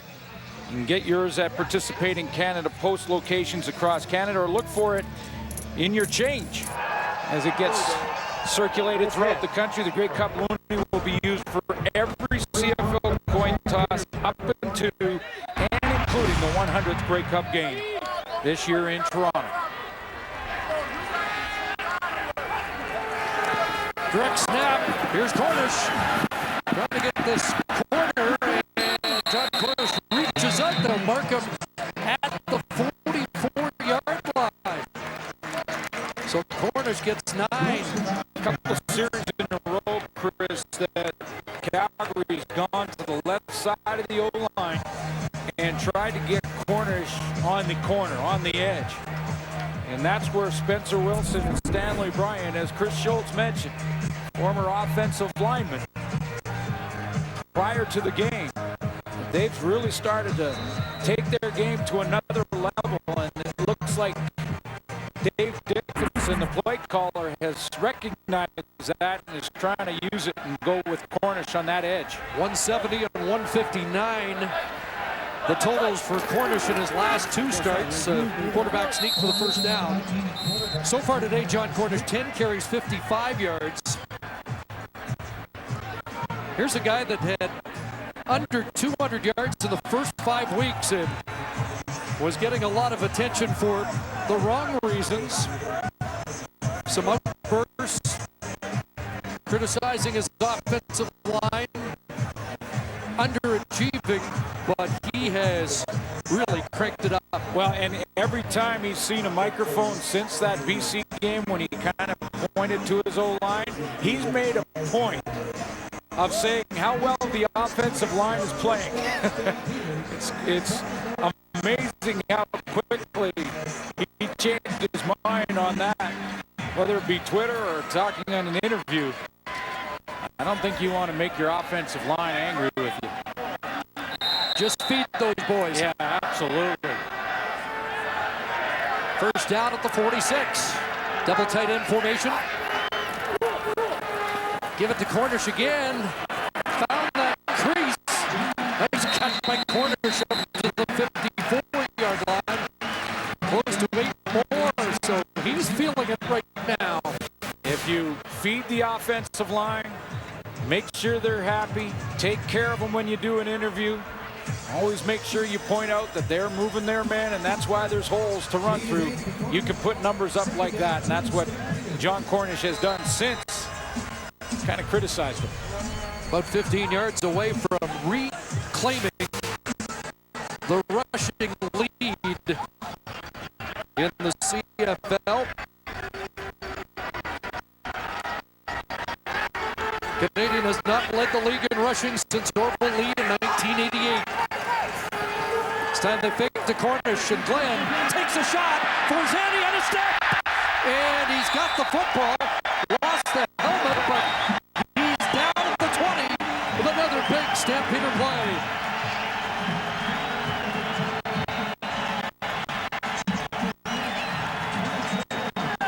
Got in behind Joe Burnett, who has been a playmaker for Edmonton, has 3 interceptions on the season, has been all around the football.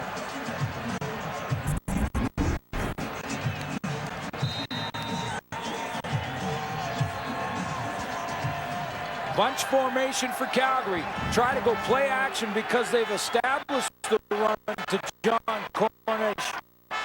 And they get Forzani in behind coverage. Under 2 minutes left, third quarter. Play action fake. A roll from Glenn. And he gets it in there for Robbie Bryant. Well, earlier in the week, there was an interesting showdown. Johnny Forzani, Robbie Bryant, bragging rights. Who's the fastest guy on the Stampeders? And the younger Forzani won by a step. At 23 years of age, he graciously said that the 32-year-old probably would have won a few years ago. But Forzani proved that he's the fastest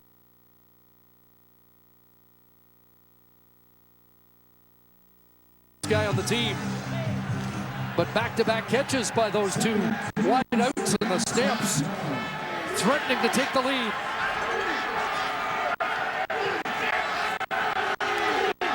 Cornish, and he'll get stacked up and brought down in a hurry.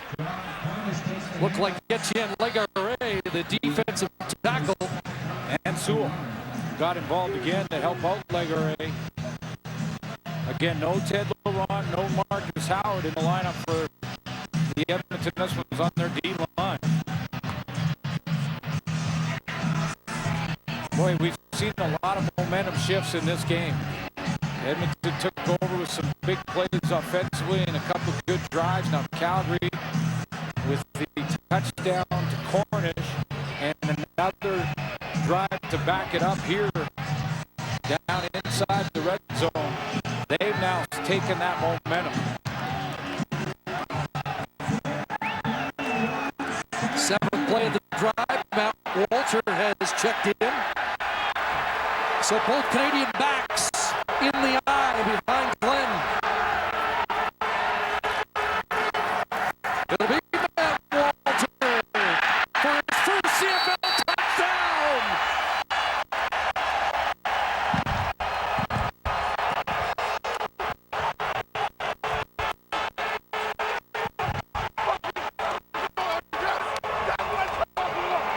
Well, a dream comes true for a Calgary kid.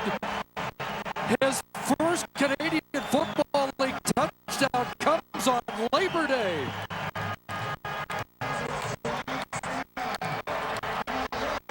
Doesn't get much better for Matt Walter, who is gonna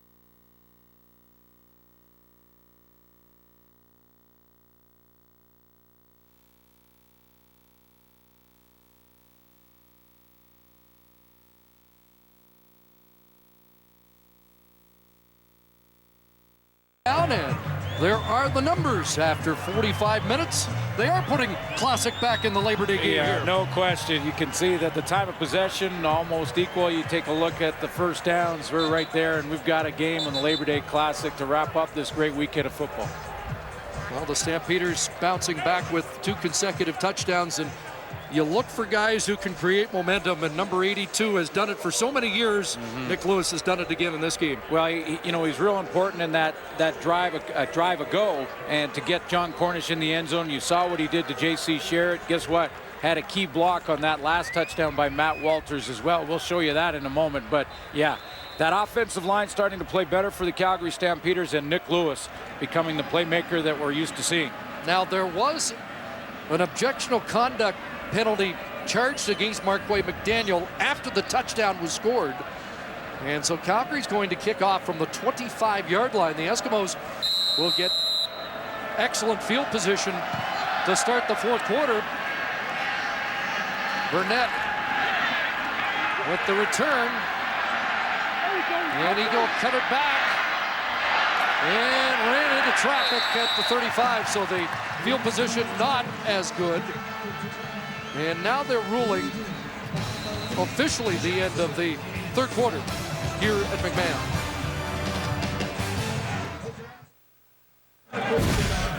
Let's take you back to that Matt Walter touchdown. There he is in the backfield. To the right of your screen is Nick Lewis in the bunch formation, and you'll see the key seal block right there by Nick Lewis to open up that run lane for Matt Walters, and he takes it into the end zone. His first touchdown, his Canadian Football League career on Labor Day.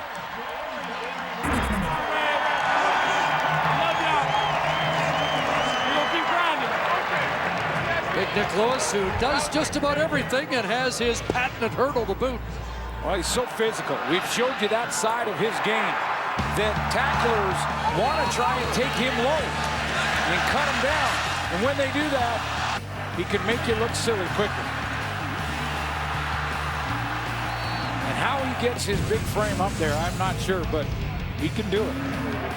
You know, we reached the halfway point of the CFL season here, and you think about halfway MOPs, and he's got to be in the discussion, doesn't he? J.C. Sherritt, of course, and there's a guy by the name of Calvillo in Montreal, and Chris Williams, who lit it up again today. Keep his kiss cam up. Just saying. Simone Lawrence was shaken up on the kickoff, and he makes his way slowly to the Eskimos sidelines.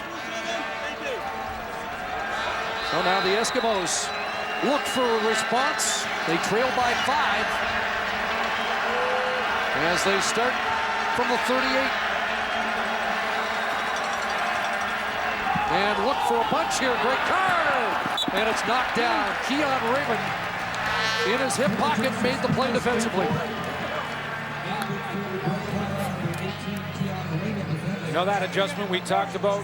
He's just basically Rick Campbell, the defensive coordinator for the Calgary Stampeders, has said if they're going to come and win this football game, they're going to have to just rely on their secondary to go up and just man up on these guys, play one-on-one on the Edmonton receivers, and try and lock them down that way. They were having all kinds of problems in zone, so Campbell has made a big change and gone to man-to-man. That was one-on-one, Keon Raymond and Carr.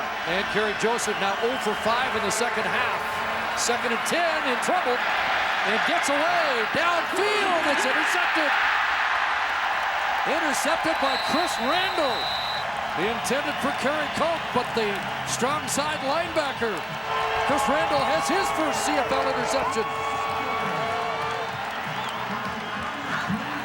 Was really having a quiet year at that adjusting linebacker spot where you were often asked to go back and cover down the field, and he was deep here. Reacts to the football,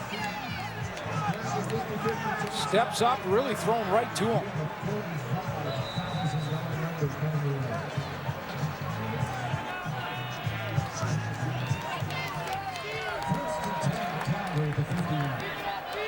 He plays high with a man-to-man concept underneath the deep player.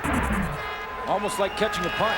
8th interception by the Stamps this year. Kevin Glenn checks down, and there's Cornish.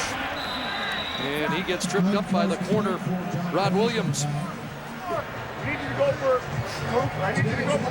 Utah State. Just mentioned another famous Canadian Football League player that went to Utah State, Anthony Calvillo. Replacing the injured Demetrius Morley early in the season.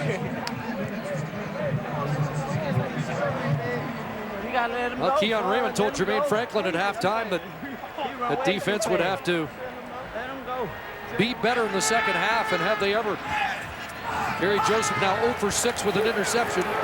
Here's Kevin Glenn, and he has an open receiver on the sidelines. And the catch is made by McDaniel. Kevin Glenn feeling the effects of that. Might have hit his passing hand on a helmet. That's exactly what it looks like. You can see right through the throwing lane. Just gets hit a little bit just as he's throwing it. A real accurate throw to the sideline. It's Julius Williams off the edge to toss him down. But a 15-yard connection to McDaniel. Now Cornish. And Clint Kent just got enough in Cornish to bring him down. He was almost full throttle through the hole.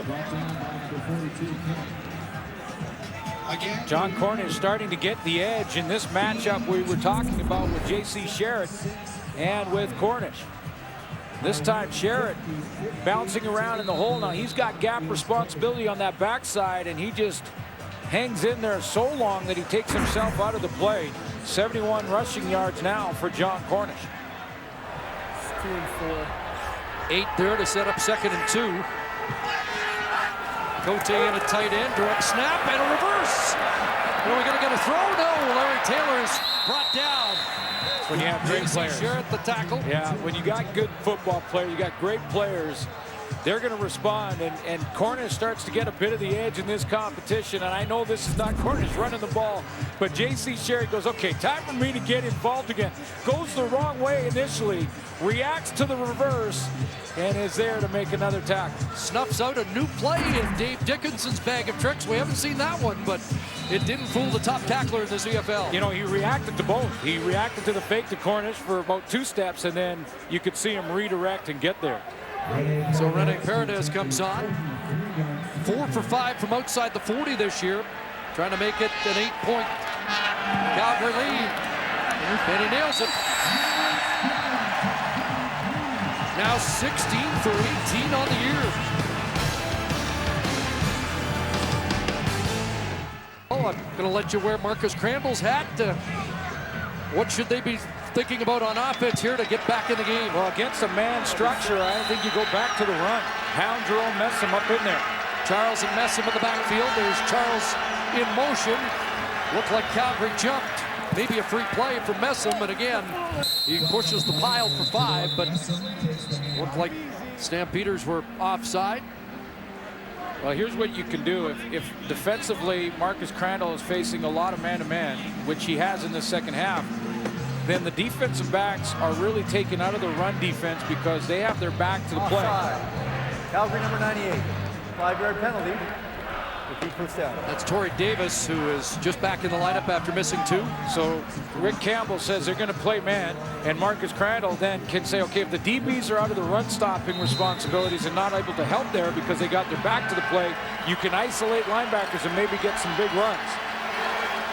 Bunch to the wide side, Messam in behind Joseph. 1st and 5, and they go to the wide side. And Messam surges ahead after the initial contact to get a couple. Slowed up on the play by DeMonte Bolden, who could have had him for a loss. Messam got positive yards out of that when Bolden really cut him off. Didn't let him get the corner. And he did it from a long way away. As he's down in the interior of that defensive line, but he reads the blocks and that slide blocking from the offensive line and just goes and cuts Messam off. So it's 2nd and 3. Oh, look at this. Messam again, and that's Charleston Hughes. Off the edge to drop Messam for a loss. Well, you want to run the ball, and that's exactly what Edmonton was trying to do, but you got to block him up, and Charleston Hughes not blocked off the edge. He's been quiet this afternoon. Coming off a Defensive Player of the Week game last week. Not quiet on this play. Making tons of noise on this play. That's a tackle for the loss. As good as a sack in my book. So we hit the 5-minute mark in the 4th quarter. Stamps have outscored Edmonton 17-2 in the second half. Larry Taylor back at his 25. And a return over the 35 for Taylor. Corbin Sharoon in on the tackle.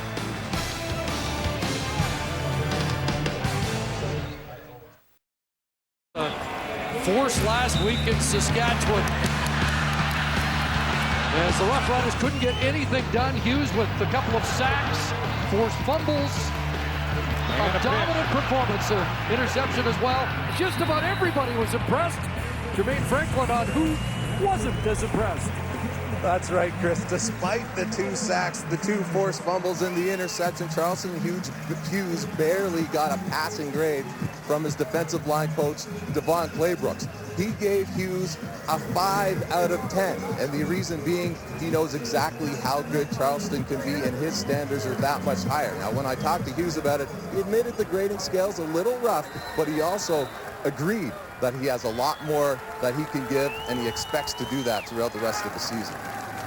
Here's Kevin Glenn to work, and he misses McDaniel on that seam route.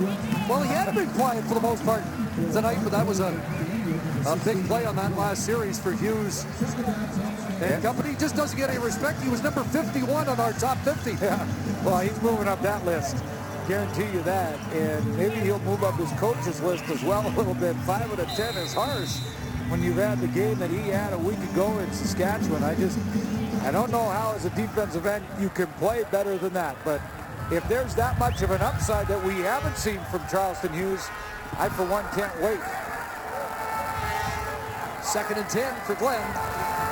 Short drop, shovel, Cornish, and he was slowed up, and there he is, the middle linebacker. J.C. Sherritt once again, and that forces the 2 and out. Back and forth, back and forth. Sometimes you're going to get beat. Sometimes you're going to be in the wrong hole. It's not the mistake you make or the missed tackle. It's what you do the next play. And he showed you John Cornish getting the edge on J.C. Sherritt, and in the last 2 series, Sherritt's taking control again. 5'9", 218, former Buck Buchanan Award winner, is the top defensive player in Division I football. Pressure was on, but Maver gets away a beauty. Joe Burnett lets it bounce, and this one going to go into the end zone, and that'll be a valuable single point. It's now a 9-point Calgary lead. Maver drills an 81-yarder.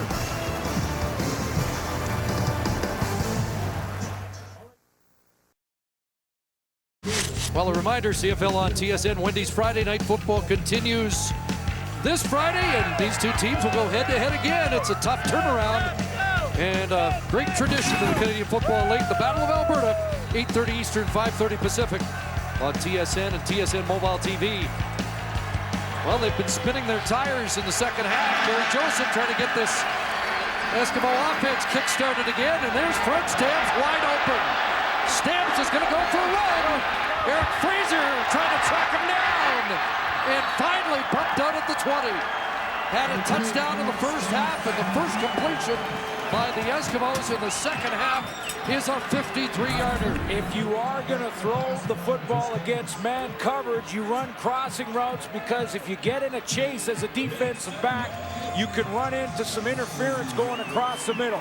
Fred Stamps uses the linebacking core of the Calgary Stampeders as a pick, and he cuts across, is wide open on the other side. 6th time he's caught a pass for over 30 this year. They've all come in the last 5 games. The slow start is well behind Fred Stamps. First down. Joseph threw his reads to the end zone. Carr can't bring it down. Look at Keon Raymond in perfect position again. And there's a late flag, and Gary Joseph got hit after delivering the football. 5'10". You do the math. Major foul, roughing the passer. Calgary number 99. Half the distance to the goal line. First down. Corey Mace, the 4th roughing the passer penalty for John Hufnagel's crew this year. Spin move, he comes out of it. This is again a close one, because he couple steps, 2 steps. Could he have avoided contact after the ball was gone? I think the answer to the question is yes, he could have. Sets up a first down at the 11. Messing in the backfield. Here comes the heat from Randall. Joseph will run out of bounds and took a late hit there, and don't see any flags. Monte Bolden trying to hold up Joseph, and the official keeps the flag in his pocket.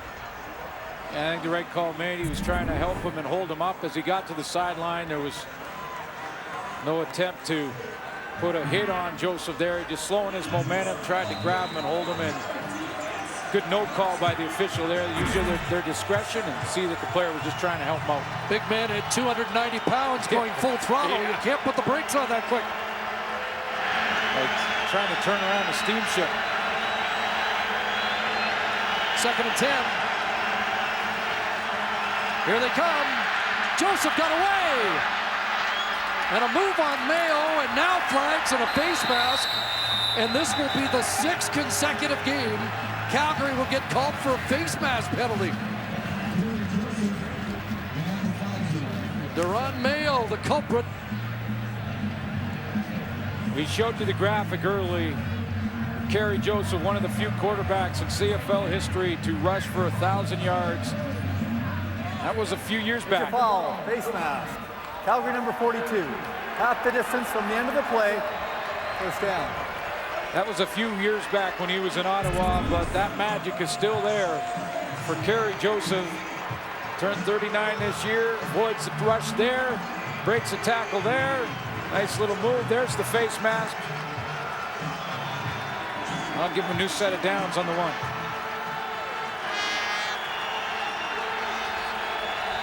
So a couple of major penalties extending the drive. 1st and goal. Joseph, keeper, and at the goal line, got Eskimos signaling touchdown, and yes, we get the signal from the official.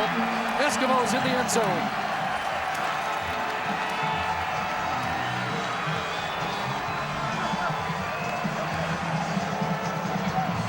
Rushing touchdowns at 3 straight for Kerry Joseph. Had a similar play, but walked in against Toronto. This time a little more difficult as he had to fight and scratch and claw his way against that Calgary D-line. The second effort, and a little bit of a lunge there gets him across the goal line. Center Kyle Koch, the right guard Greg White, and Joseph plows in. Under 7 minutes to go, and the Eskimos trying to get within 2. Shaw the extra point. And we're in for a great finish here. 6:41 on the clock on Labor Day in Calgary. And a reminder, Milos Raonic in the round of 16 against the Olympic champion Andy Murray at the US Open follows this telecast of the Labor Day Classic. So big night of sports action on TSN.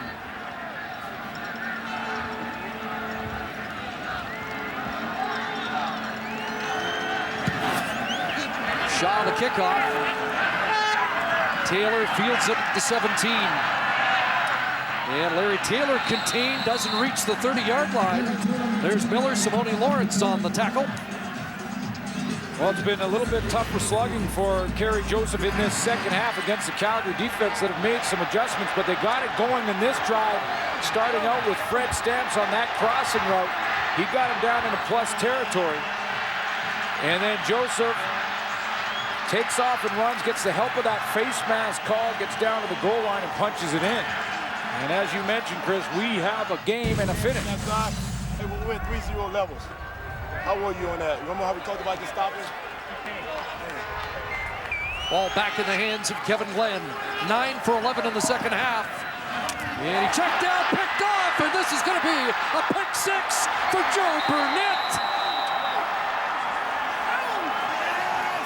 A league-leading 4th interception. And another touchdown for Burnett, his 3rd of the year. Early on, Johnny Forzani got in behind Joe Burnett, but as I mentioned, if you're a good football player, you bounce back from those plays. Kevin Glenn had to throw it around the pass rush.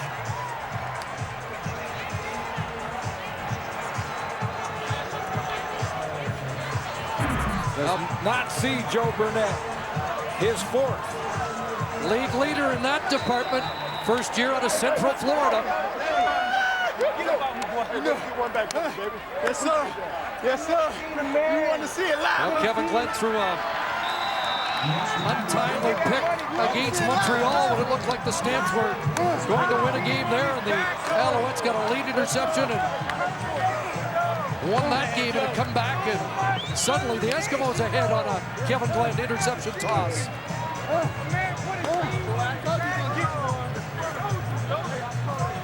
Joe Burnett just staying outside of this bunch, and he just reads it as Kevin Glenn had to kind of throw it around. He really didn't have a nice throwing lane.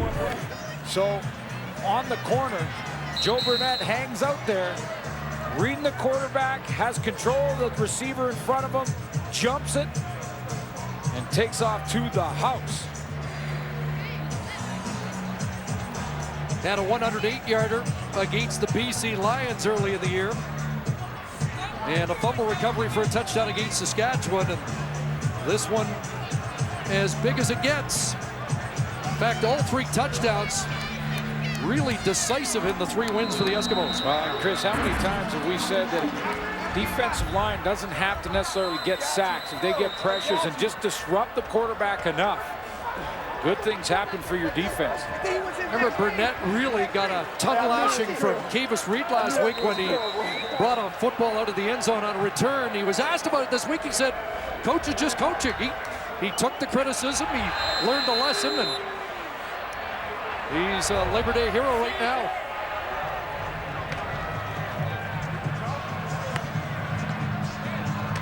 Boy, we've had some swings of emotion, haven't we? Momentum back and forth. And lots of football left. 6 minutes. How does Kevin Glenn bounce back?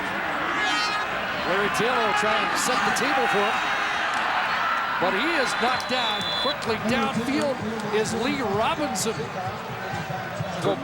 Go back, Chris, sorry for that, to that interception, and just show you how harassing the quarterback can make such a difference and create a turnover without a sack. Remember the hit that Armando Sewell took from John Cornish early?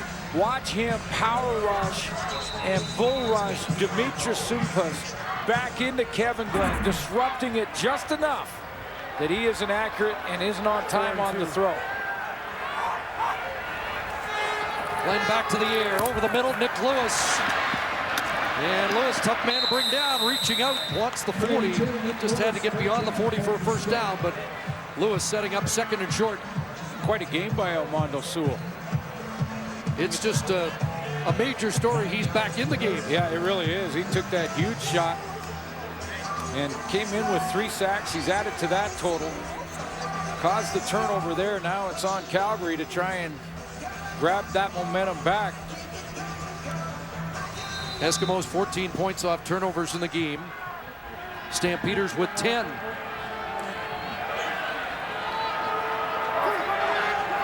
Second and a yard for Bo Levi Mitchell. He gets tripped up behind the line of scrimmage, and that's Don Oramacion. That is the check risk. That's Armando Sewell. Sewell again, and you know what, Chris? That is the risk. We've seen Bo Levi Mitchell do this throughout the season, to take the ball in short yardage and go along the line of scrimmage. Watch 90, get penetration, get underneath, and get the big left arm tripping up Bo Levi Mitchell. The risk of going along the line of scrimmage in short yardage is penetration from the defense. It had been successful earlier in the year, but you had a few warning signals out about that. Well defended by the Eskimos. Maver has to boot it away. And it's Kerry Koch on this return at the 30-yard line. Yes, Armando Sewell has had a memorable afternoon. Wait till they get him all back and get him in rotation and fresh. Look at this. Nice low pad level. The key in short yardage is pad level. Who gets underneath leverage? And then there's that left hand. Armando Sewell trips up Bo Levi Mitchell, who gambled one too many times going along the line of scrimmage in short yardage.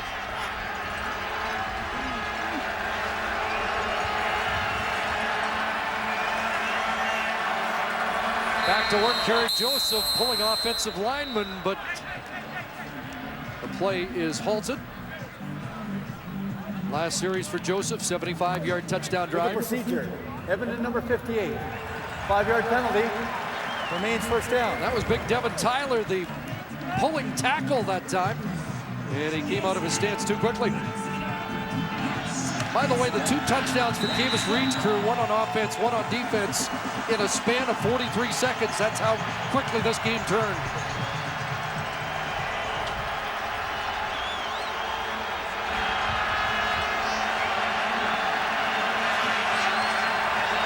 First and 15.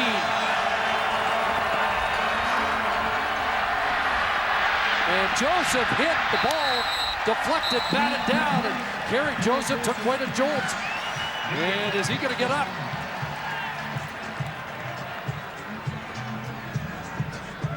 DeMonte Bolden got home.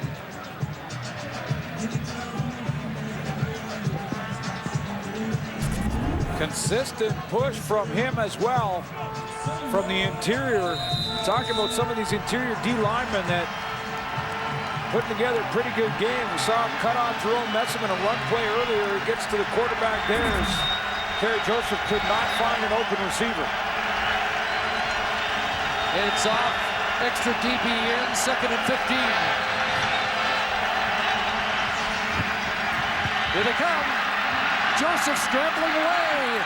And he'll be brought down by Charleston Hughes. Short of the first down at the 30.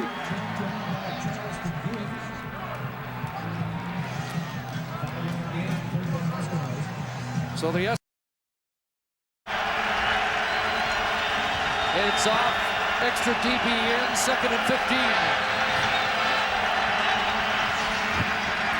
Here they come. Joseph scrambling away. And he'll be brought down by Charleston Hughes.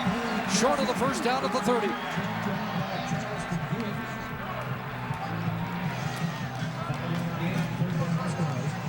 So the Eskimos have to kick it away. And we'll be inside 3 minutes with this script still not fully written. And now they have given the 3-minute warning to the benches. And we'll be back to McMahon.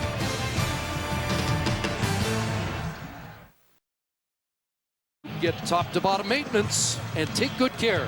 Good first half for Kerry Joseph. Edmonton Eskimos, 201 yards passing, had a couple touchdowns, and then Calgary Stampeders came back, took the lead in the 3rd quarter. This 4th quarter has been, again, Edmonton. Although they're in a tough situation here, have to kick the football away. The Calgary Stampeders should get good field position. Wind has been swirling here for the most part in the face of the Eskimos in the 4th quarter. As Grant Shaw replacing the injured Burke Dales. Low line driver and knocked down by Taylor. So good field position across the midfield stripe, and he'll step out at the Edmonton 50-yard line. Late flag comes down. First game of the doubleheader, a pick 6 thrown by Henry Burris that cost Hamilton. And is Kevin Glenn going to be able to atone for the one he has thrown in this second half of the doubleheader?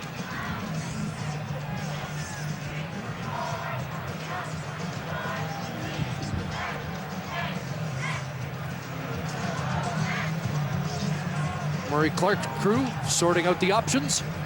Well, it's been fun to watch a couple matchups. J.C. Sheridan, John Cornish, the attention with Nick Lewis. He's taken the options there and what he's done this afternoon. You also see some pretty good play from the interior of the defensive lines. DeMonte Bolden. Legal formation, no end. Edmonton. That penalty's declined. First down, Calgary. And Amondo Sewell, who has put together some kind of game after taking this shot early on from John Cornish. Getting up and then tackling Cornish, and I love what he does. He helped him up there.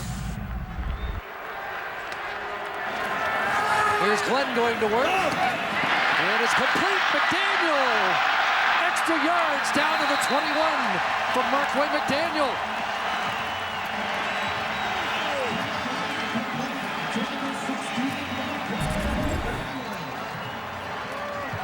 Inside receiver on the short side. Just sits down. He recognizes zone, sits down on the numbers. Couple of broken tackles. In scoring position. McDaniel with his 5th catch of the game. So much at stake. Calgary win. They tie Edmonton at 5 and 4. Eskimos win. They tie the Lions for first at 6 and 3. There's another completion over the middle. Robbie Bryant on the crosser. And he's held up. To show you what Armando Sewell's done and difference maker he's been after taking that big hit from John Cornish. Right after this tackle, this was right after that hit, he helps him up. That's what a pro does. He says, okay, no problem, you got me good. I tackled you there. He gets a sack. All from the interior, and then that push that creates the turnover for a touchdown. Short yardage play. He's having himself a monster game. Inside 2 minutes to go. Big second down play. 2nd and 4. Corner stays in the block. It's Nick Lewis with the catch of the first down. Brought down by TJ Hill. But Nick Lewis over 100 yards for the 2nd time this season. And has Calgary 1st and goal.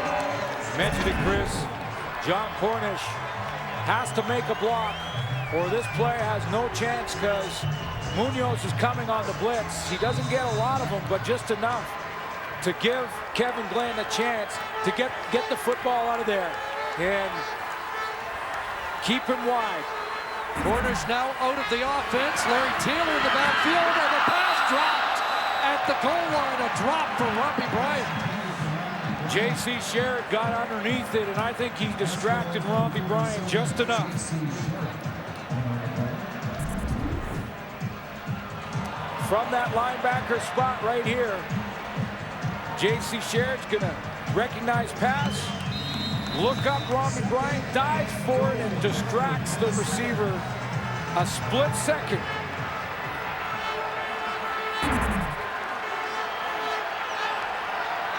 Second and 7. For a go-ahead touchdown.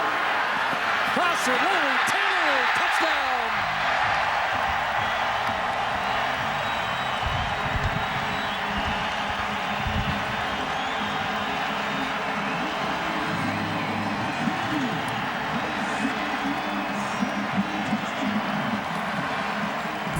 He started it with a kick return, and he finishes it with a 7-yard touchdown from Kevin Glenn. 3-man pressure. Time for Glenn to wait for Larry Taylor to clear through the linebackers. And the offense stays on the field. It's a 1-point lead, trying to make it 3. Plenty of time for the Eskimos.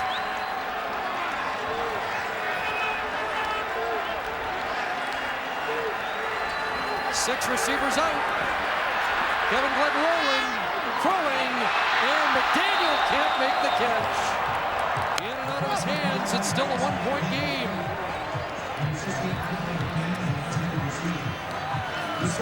Get down in when you're backed up against your own goal line, the Edmonton Eskimos elect to go with 3-man pressure on the touchdown to Larry Taylor. Go ahead running, guys. I'll show you the 3-man and end up going. Okay, hold it there. Now you've got 3-man pressure. 1, 2, 3 here from Edmonton. That's giving Kevin Glenn all kinds of time to let Larry Taylor right here to sit in there, see the open area, and get over there to it. Too much time for Kevin Glenn. Usually you see full blitz when a defense is backed up, and the 2-point convert just off the hands at the back of the end zone. A very good throw going the opposite direction from Kevin Glenn. Should have been caught. Should have been caught by Marquay McDaniel.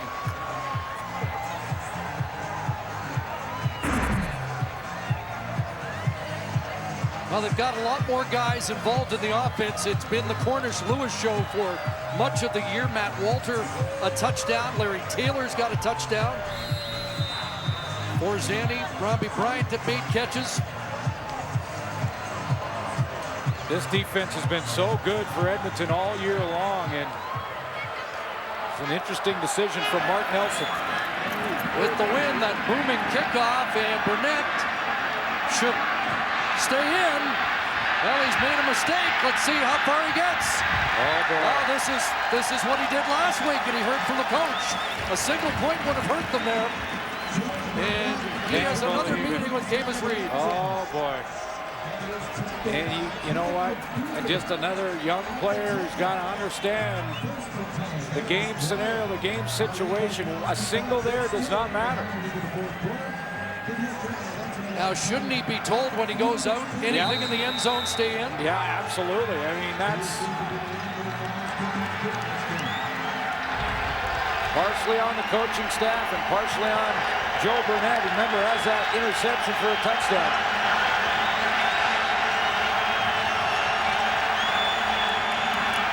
Harry Joseph over the middle, and Matt Carter's got a catch. I don't think it's been louder at McMahon this year than it is right now. Well, not only that, Chris, but just the way that kick went deep and how Joe Burnett had to run to the right of your screen there to gather it up. I mean, no chance for him to get any kind of return. He's retreating so deep in there anyway.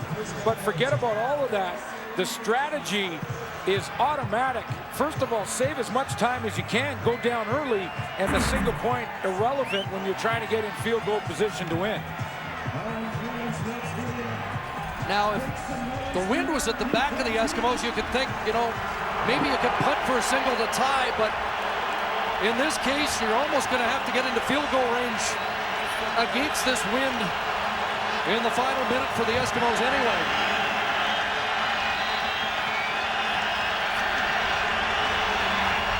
First and 10, down to a minute remaining in regulation time. Flag, great car hitch, and they've stopped play. The play did not get off.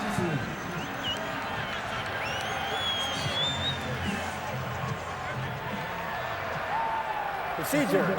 Edmonton number 58. 5-yard penalty.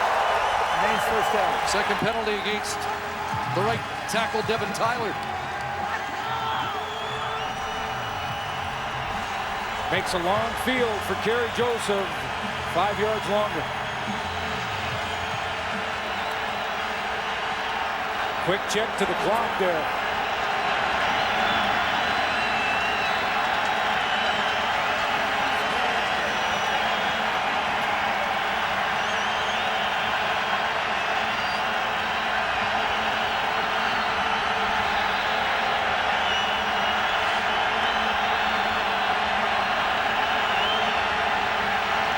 Here comes the heat. They dump it off, and Hugh Charles has got it.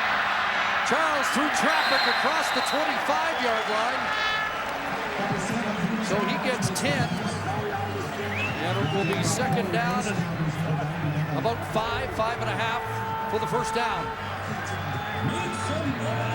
Let's call it first down. Time to put together a drive just to make up what you can from the penalty and the procedure call. This is what Labor Day should be. Yes, sir. Second down, Joseph. He's got Kerry Coke, and he dropped it. Up at the 50-yard line, the usually reliable Kerry Coke. It'll be third down. The little things make such a big difference. Procedure call. Poor decision coming out of the end zone. A ball that absolutely had to be caught. And Kerry Coke lets it come into his shoulder pads and does not use his hands to catch it first. That's a mistake he makes, and now it comes down to one play. Can't throw it any better than that. Third and 5. Joseph, Charles. And Hugh Charles has the first down. He'll stop the clock. 27 seconds left, and the Eskimos still have life.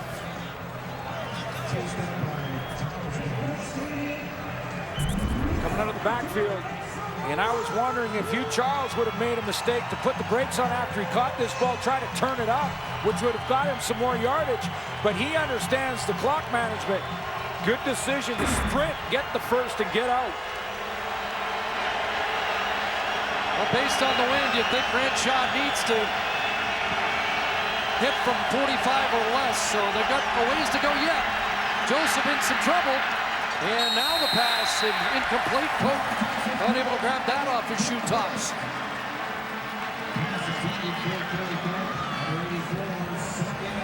They've they've still got about 40 yards of real estate to come up with, and not a whole lot of time left. Well, and he doesn't necessarily, Chris, have to go down the field and air the ball out that 40 yards. Remember the crossing play to Fred Stamps that created a big game. I was thinking that'd be a name in my playbook right now. No question.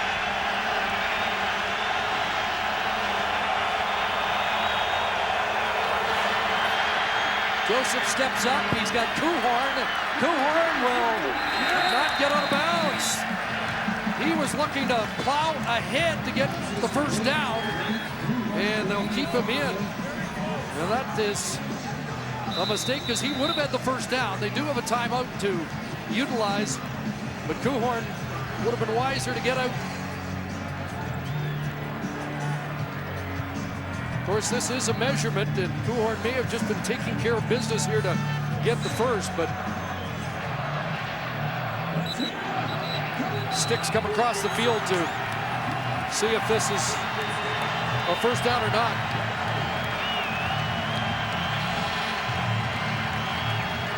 Three plays, maybe four. And how about that? They come up an inch short. And that makes the play call a little harder because they really don't have time to sneak and get the first down.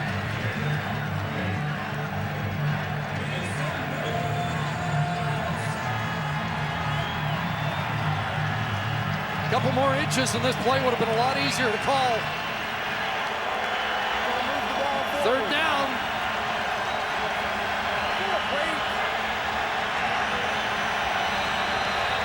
Well, they will sneak. They will get the first down. Now, based on what has just transpired, had to get out of bounds there so you don't have to burn the timeout if you're Edmonton Eskimos. Because he didn't get out of bounds, they had to burn the timeout. Need about a 25, maybe 30-yard gain here. If you hit the crossing route like they did earlier to Fred Stamps, that takes time off the clock. Calgary Stampeder tackler is going to want to try and hold up the receiver, whoever has the football. So 10 seconds left. They need about 20 yards for Grant Shaw range. Over the middle, Matt Carter's got it. Off a tip down at the 42. 5 seconds left. Do you try a 49-yarder? And now the field goal unit comes on. Well, this would be something. The wind has swirled. It's been up and down all day, and you'll have to kick into it. Concentration here by Matt Carter over the middle. Ball touched twice.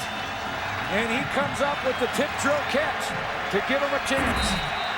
Well, this is a long one against the wind, for the win. And I think they're going to ice Grant Shaw as John Hufnagel takes his time out. A couple of walk-off field goals last week, and a lot more drama to wrap up the Labor Day Classic weekend here. Grant Shaw's got a heavy leg. His long coming in was 50 on the season. Checking that win, and it's a good one. I'll tell you what, the Foothills wind has been hard to really get a beat on today. You check it, and sometimes the flags are dead. Now they're fully unfurled. In his face. Sometimes going cross. And if he misses it, Calgary's got to get it out.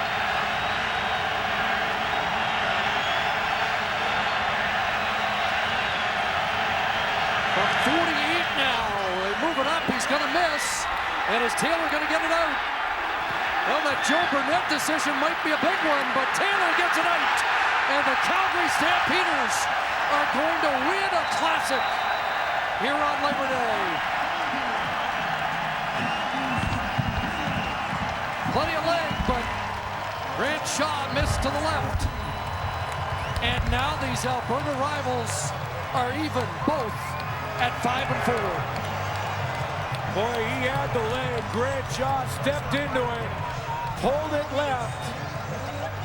And the outstanding returner, Larry Taylor, gets it out, or we were going to overtime. That's a beauty. What a great day of football. The Labor Day Classics in Hamilton and Calgary. And the Stampeders win this one. 31-30 the final. That's the story from McMahon Stadium. Now let's go to Center Court, U.S. Open. Milos Raonic coming up on TSN.